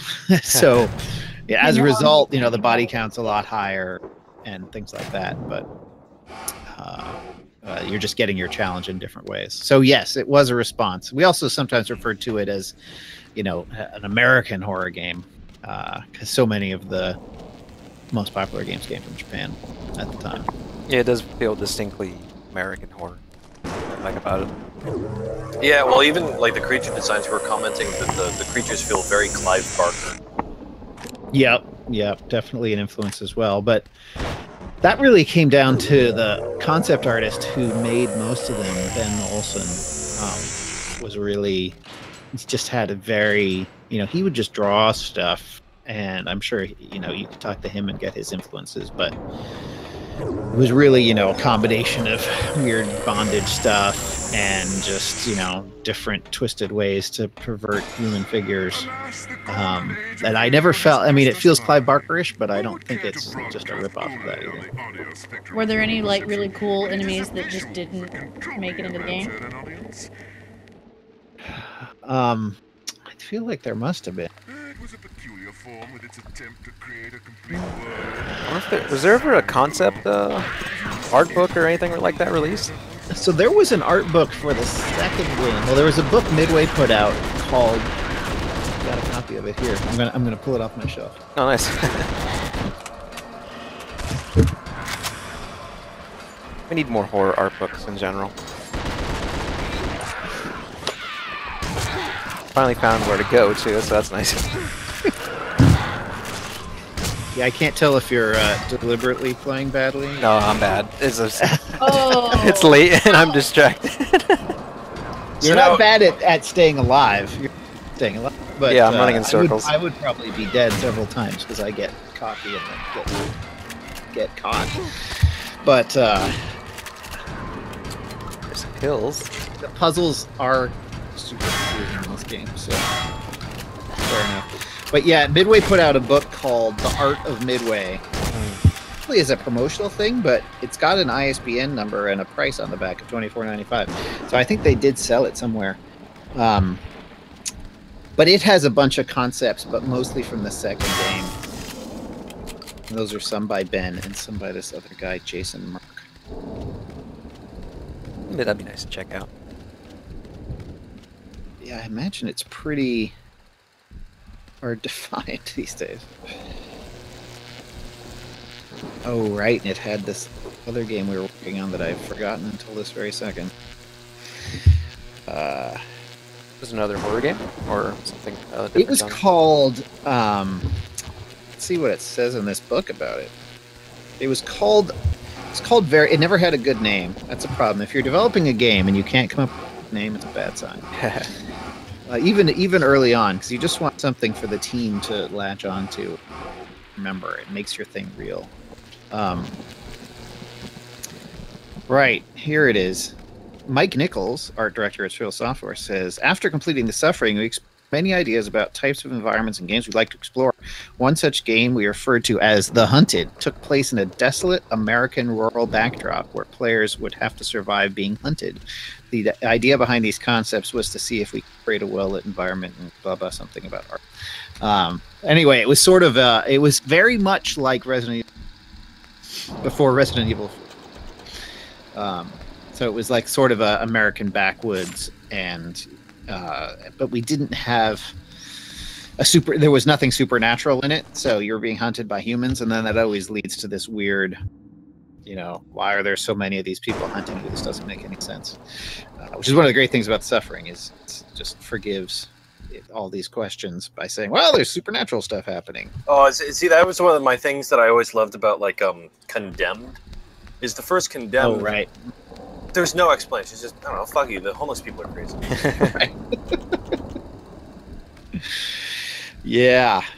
That always, I mean, yeah, I feel like there's a breaking point with that for me, but certainly lots of games ignore that breaking point and happily go on and make lots of money. So, do you think that's getting harder as time goes on? Like, as we get more and more ways to communicate, that it gets harder to explain away the backstory in developing a new game? I think there's a disconnect depending on your subject matter and how serious you're trying to be. So if you're making, Call of Duty, say, to pick a random example, and you are,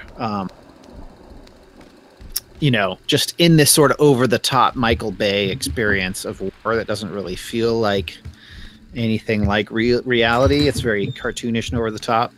It's sort of like, oh yeah, well, there's a lot of people to shoot. Plus, it's a theater of, which is always, one explanation for why there's so many guys to shoot. But it becomes more like a lot of people have brought up this problem with Red Dead Redemption, which is a game I like a lot, and it's a really good game. But it's, when you compare, how many people Billy the Kid murdered, who was the most murderous, outlaw there was, and he killed 6 people. Versus James Marston or whatever killed 300 people over the course of that game, or 1,000. I don't know, a lot of people. It's just and that game treats it very seriously. And again, I like it, but at some point it's like, are you murdering all these people again? Isn't there another way? So I think that's why zombies are still popular, because that's another thing that sort of answers that question. Well, there's zombies. There's endless supply. It's right? the trifecta of what I always call the trifecta of video game enemies that are like totally cool to kill. Aliens, Nazis, zombies. Yeah, aliens, Nazis, and zombies. And you can throw robots in there for good measure, although they don't pop up. Right. Yeah. There we go. Finally found where to go. Just a reminder to everyone watching the stream, this is for charity. We're donating money to Extra Life, Children's and Miracle Network Hospital, so please go to extralife.relionhard.com and contribute whatever you can to help sick children. It's a great cause as we shoot monsters in the face. That it is. Great. Yeah, I'm looking at all the concepts in this book, and I don't see anybody who was cut, though there's sort of alternate designs of some people who didn't make it. The Marbus troopers from the second game, who were the military in there, used to look significantly more like superheroes. Yeah, I think once I finish this one, I'm probably going to pick the second one up. I've never played it. At the time, my Xbox decided to be very particular about what worked in it. I actually had to put it on like a slant sometime just for it to read discs. Oh my god. Yeah, so that was a game I never got to play, unfortunately. Right. Something we were talking about earlier is that all the enemies are based on different types of deaths in prison. We have lethal injections, we have death by gunfire, hang enemies. Is that basically the general theme for all of the creatures in the game? They represent something from, I guess... Yeah, they're all execution. Okay. Execution methods of one type or another, like even the Infernas, who you'll get to later, they're represent being burned at the stake, which is tied to the witch trials plot in the game. And yeah, that was just that wasn't there from the very start, the idea that all the creatures would be themed that way, but pretty early, after Ben had made some concepts, I said, well, what if all these guys were connected some way and they weren't just, whatever crazy thing we thought of. So he had made like the Slayers, who were originally called Cartwheelers, originally cartwheeled in the concepts. He made there's something that was cut. He had done that guy. He had done, what was another early creature made the game? I'm trying to think through all of them. I think maybe the witch character had been made early as well, the Inferno. And then I said, well, what if they were all tied to execution methods? And I remember there was originally, well, we just want to make whatever we make. Why should we be confined? But it's a pretty good constraint to have, I think, and allows you to tie. You can do a lot of cool stuff with that. So then the Noose Man came after that. It's like, oh, death by hanging, right? That makes sense. And he was originally designed as a ripoff of the hanging tongue things from Half-Life. If you remember those, the original Half-Life. I think they were in Half-Life 2 as well. But they were sort of like, there's a thing that grabs you, and obviously it evolved and changed to be somewhat different. But, so yeah, we ended up making them all that way, and that sort of became, one of the. It's one of those ideas you together with everything so well that like I can't believe we weren't doing this already. Because it fits with Torque being a death row inmate, it fits with it being in prison, and if the theme of the game is sort of atrocities through the ages, like going with various death penalty measures seemed like a good way to go. Let's see here. We got another question from Ron Chitillian. How you pronounce that? Was it intentional that the 3 ghosts of the first game lined up with the 3 morality paths? Was the ghost concepts changed with the 2 new ghosts in the sequel? Right. Yeah, no, it wasn't my intention, though I could see you interpreting it that way, and I don't want to undermine that interpretation. You kind of had... I don't know. It's not like one of them is good. Exactly. Right. They're all bad. Like you have Hermes, who's sort of the worst, who is the executioner, the lethal injection, or the gas chamber guy. Great acting for him too. Yeah, no, he was really good. And the actor we had doing that, we brought him back for some other characters for the second game, but he originally refused to come. The guy who played that he also played Horus, the electric chair enemy, who just screams all his lines, and voice actors hate that. So he was like, I'm not doing that game again. And I said, no, you're playing a different character. Okay. No more screaming for 4. Because he was a professionally trained opera singer, like had gigs and stuff, and it's like that my voice did not recover for like so that was I would be more I like to think I'm older and wiser and respectful of not destroying actors' voices. This is what they're on strike for now, yeah.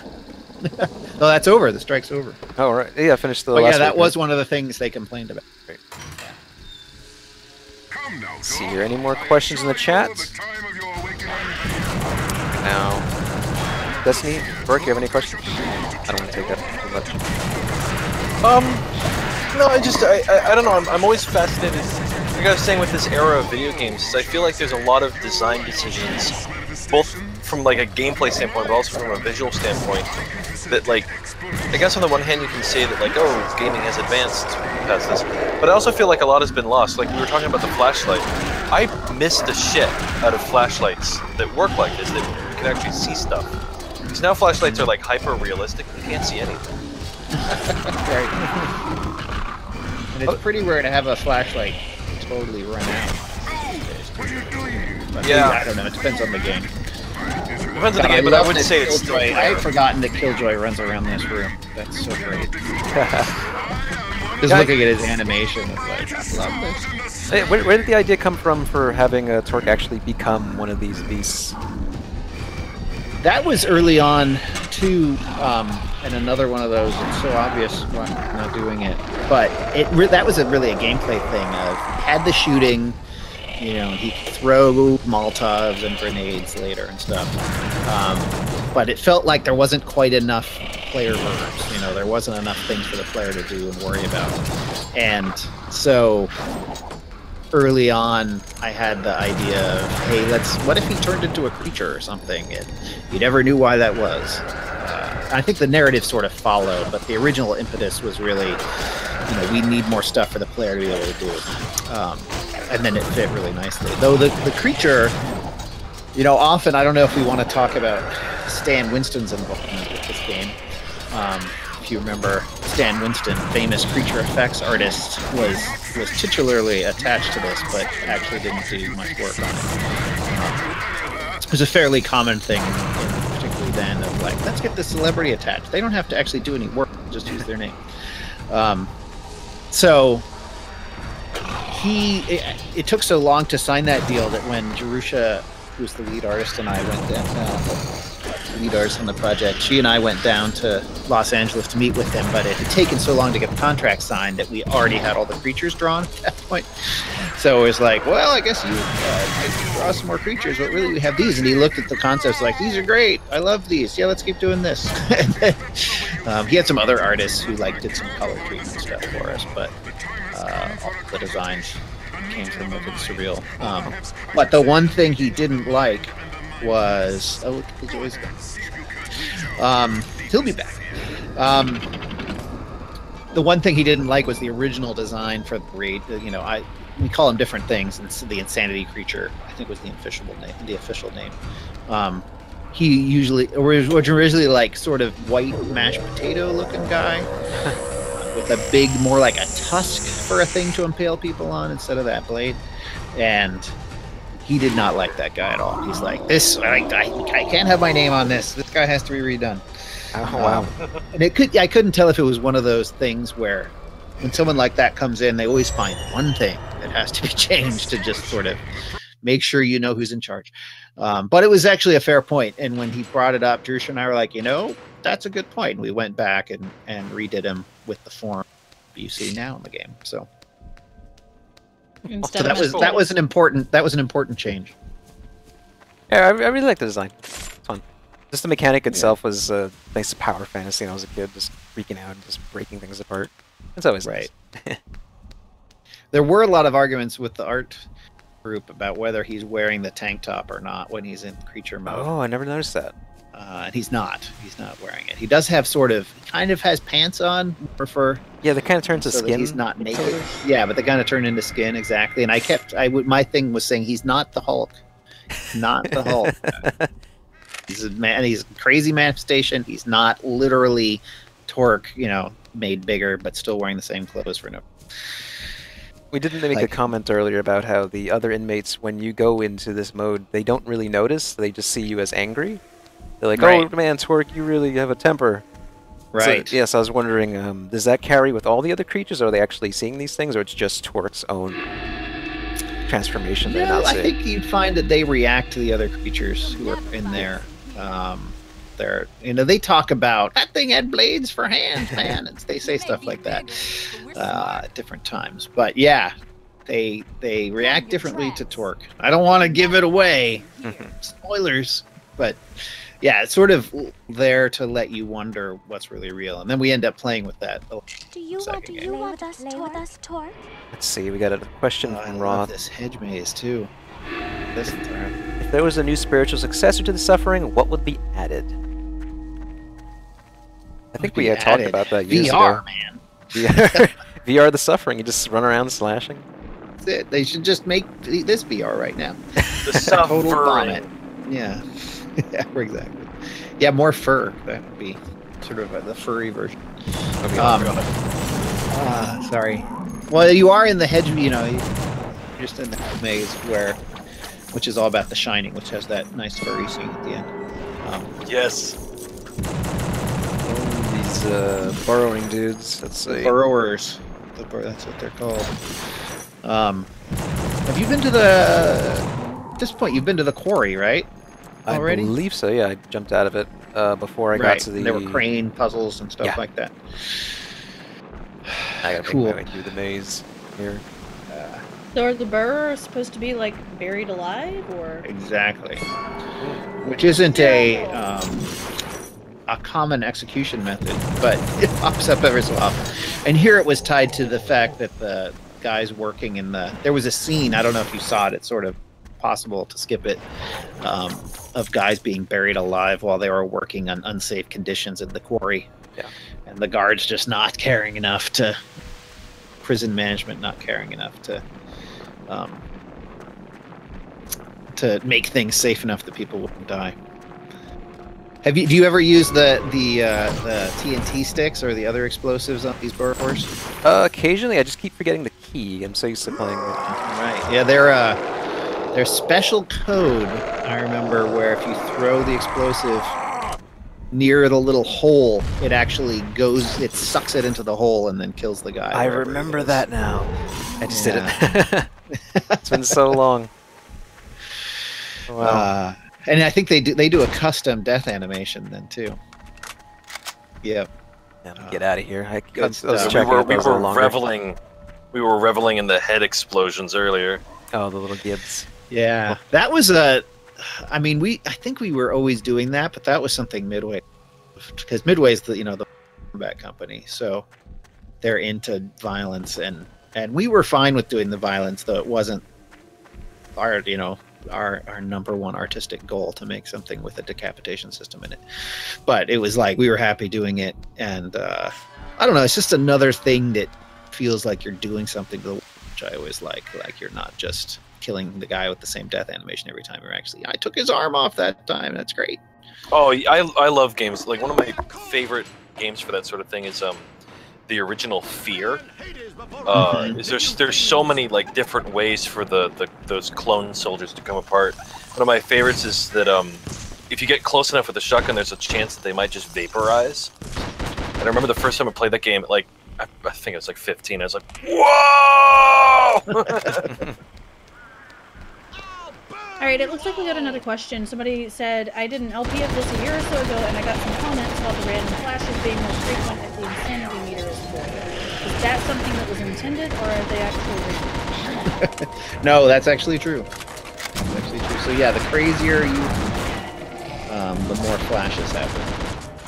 And then, of course, when you turn into the creature, you use up that, then it goes back to stable. And that's actually, it's kind of a cool thing. A lot of modern games have moved away from having, bars for everything. They'll sort of come back around, and now everyone's doing bars for everything.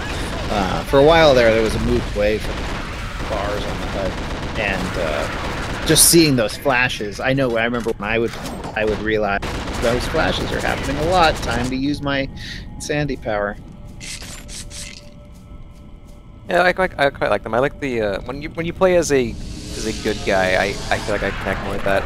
It's nice getting all the notes and the dialogue from family. Whereas when you're a bad guy, it's I guess as I got older, I couldn't really get with being bad dudes anymore in games. Like, I used to just laugh and just enjoy it, but now I actually think about like, oh, that's pretty terrible. That'd be really hard to do if that'd be really mean to break up my family like that and kill them. Yeah, it's interesting when I as game designers. Because on the current game I'm working on, The Church in the Darkness, it's another game where you can sort of play more homicidally or less homicidally. And when I have fellow game designers play it, they're always trying to not kill anyone and play really carefully. And sometimes when I have non-developer friends play it, they're just like, well, I killed everyone. Seemed like that would get me through the game faster. Like, yeah, but they were just people. Like, nah. Like, okay. Different, it's up to you, whatever you want to do. Let's see here. Wow, that river is running fast, isn't it? Oh, yeah. That almost looks like a bug. It could be. I had to mess with the modern version. Yeah, right, that's the frame rate. Processor speed thing or something. Oh yeah, I was mentioning when we first started the stream that a lot of games journalists at the time were freaking out about the blood system, how Torque actually got covered in blood. Like, it was this huge, oh, that's really awesome, that's truly next-gen feature. The PlayStation 2 is showing off its true power. Oh, yeah. Yeah, that was, and I remember seeing that, and that was a super effective feature, because people really noticed it happened. And there's a couple reasons for that. Like, we have a scene, like the very early on scene, when Torque has just left the opening cell block. He goes down the hall, and during a cutscene, blood splashes on him, and his texture changes, so I think people get what's going on when we do that in the cutscene. And then, and it washes off in water, too, if I recall. Like, if you're in the sprinklers, like back in the prison, if you go in there, the blood comes off. But it was super simple to implement, and it's literally just... and this is an example of people not understanding how the game works a little bit. It's just a texture swap, and there's like 6 of them, So some artist went in and added blood by hand to 6 different versions of Torque, and then it just changes between those 6 versions depending on how much blood is splashed on you. So it's nothing you couldn't have done in any game with textures, basically. But there was actually an interesting bit of tech where if you shoot blood, if you hit somebody and blood splat, like with a shotgun, and blood splashes out their back, it will deform around chairs and stuff like that. That was pretty unique. Cool. It'll actually create a custom mesh around the chair of a blood splatter on it. So that is, you know, the PS2 showing off its technological power. Yeah, I think the only other game to really get notoriety for that was like Dead Rising. It took a long time for journalists to go, oh yeah, look at this game also does that. Right. That and I don't remember if they were known for their blood, but you remember that there was a soldier Raven. And I think it was PC only. But they made it around that time of like they had already made Hexen and Heretic, and before they got into Raven. I'm forgetting what Raven made after that.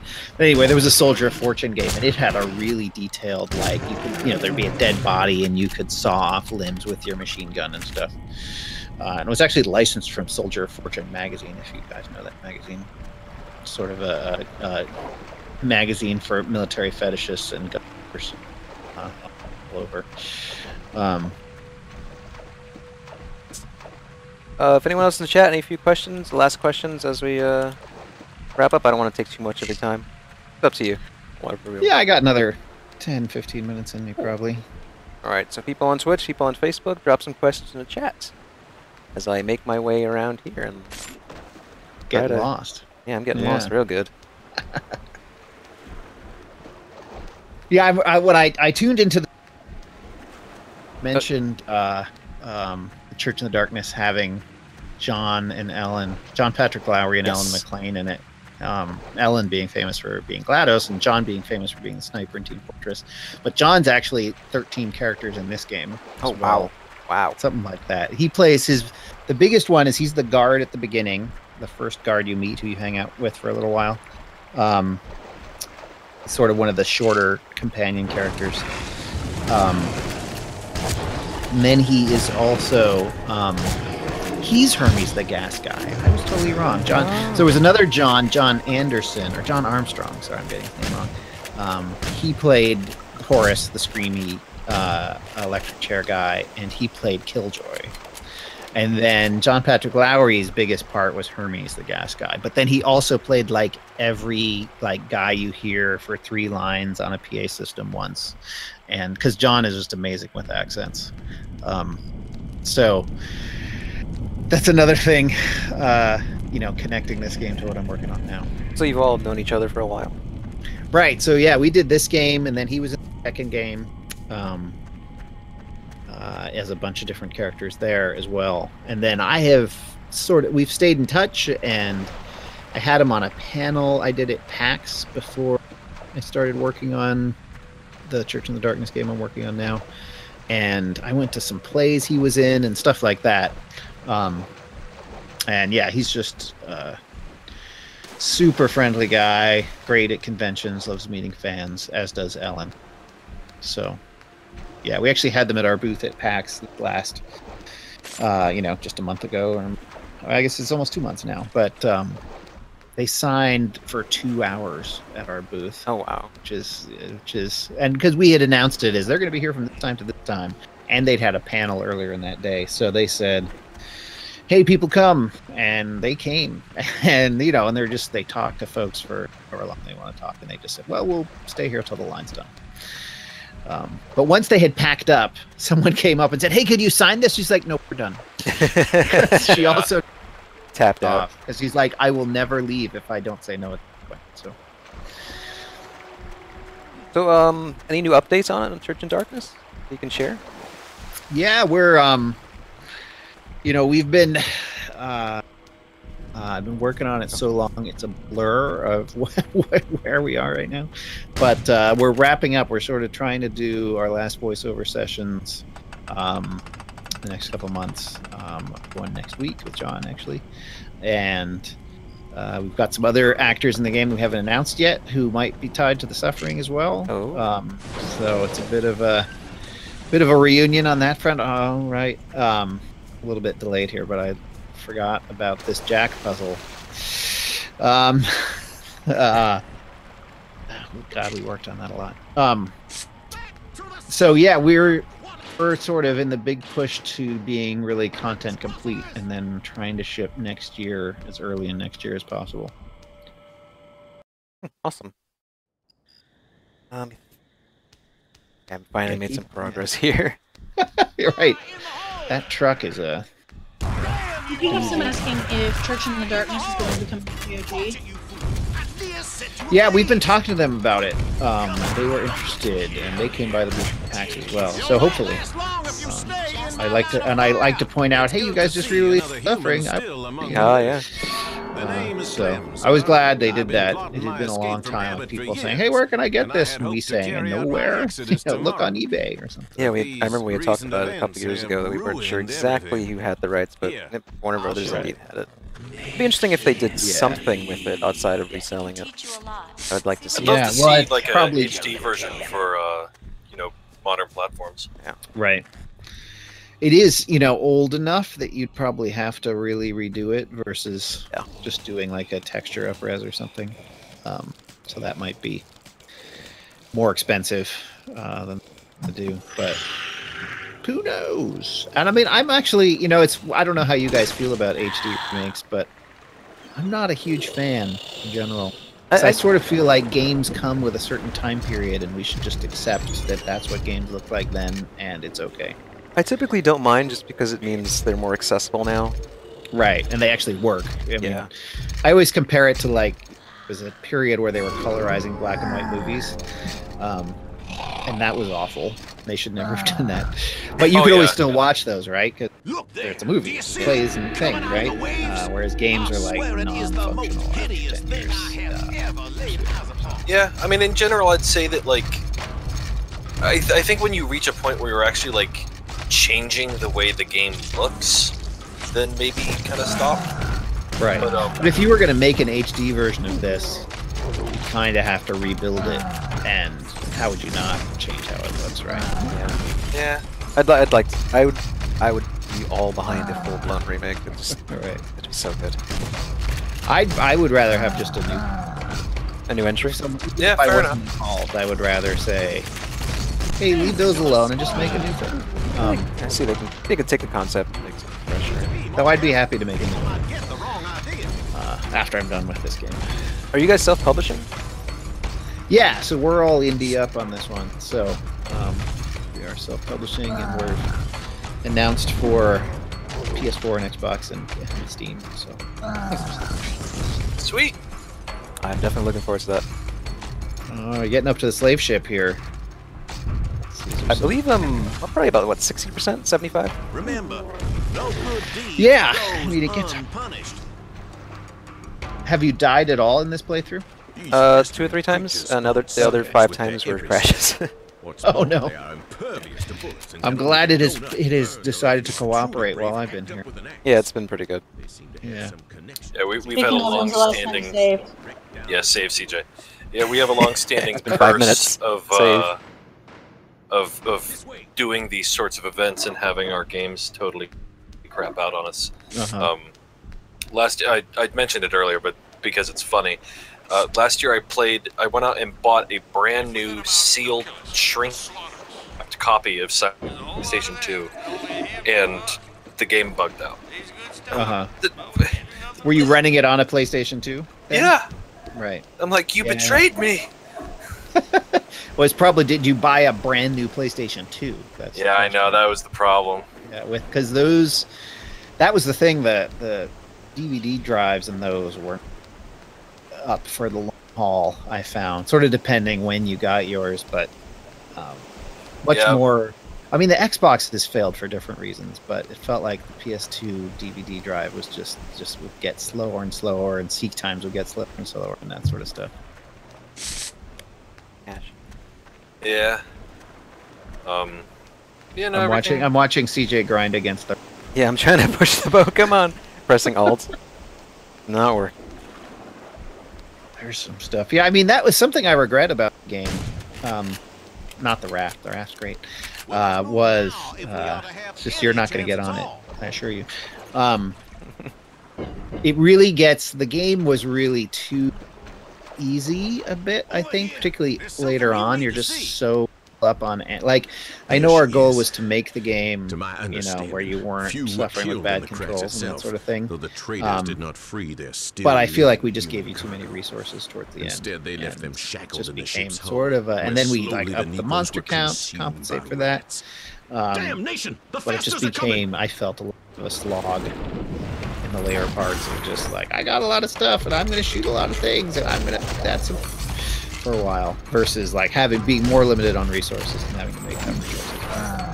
I mean, that always seems to be like a really tough balancing act for a lot of games. Yep.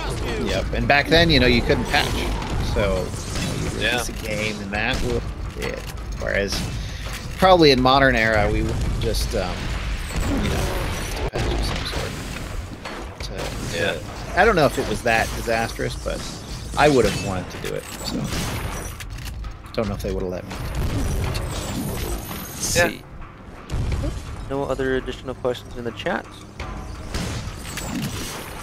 You guys have any other last questions? No, just this game's real cool, and yeah, thanks. Thank you for stopping by. I'm glad I've enjoyed watching this middle part of the game, but I don't see that.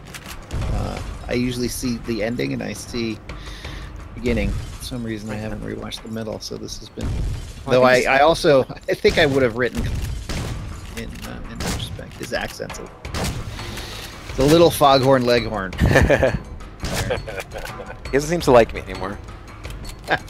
I think you shot him too many times. Yeah, Molotovs at the face.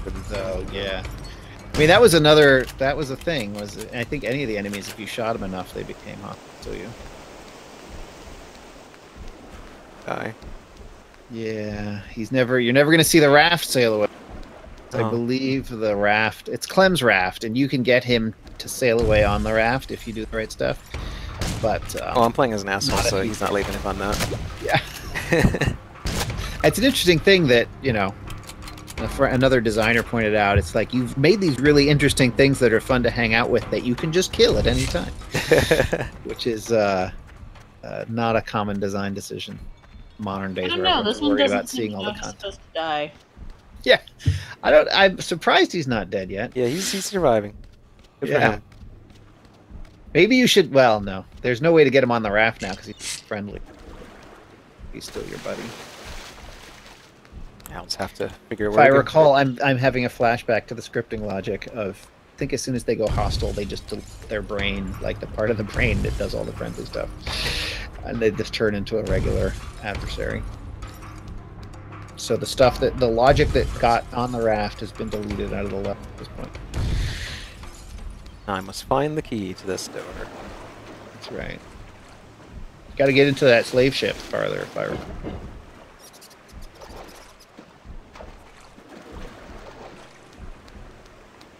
Well, don't want to hold you here too long. Again, thank you very much for hanging out with us, talking about the game and Church in the Darkness, which we are looking forward to. Good luck finishing. I'll check in. I'll look at the stream in 4 hours and see if you're. hopefully be done in 2.5, maybe. I hope.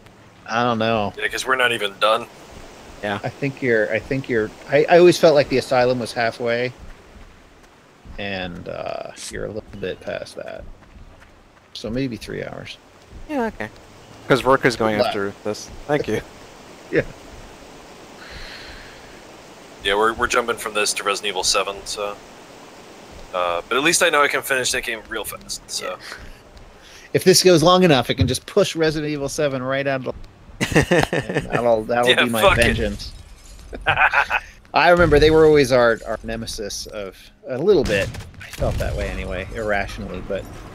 Because they, when we came out and then they released Resident Evil, which felt like the first one that was a shooter, right, at all. I still wouldn't really call it a shooter, but it felt like, hey, they stole all our stuff.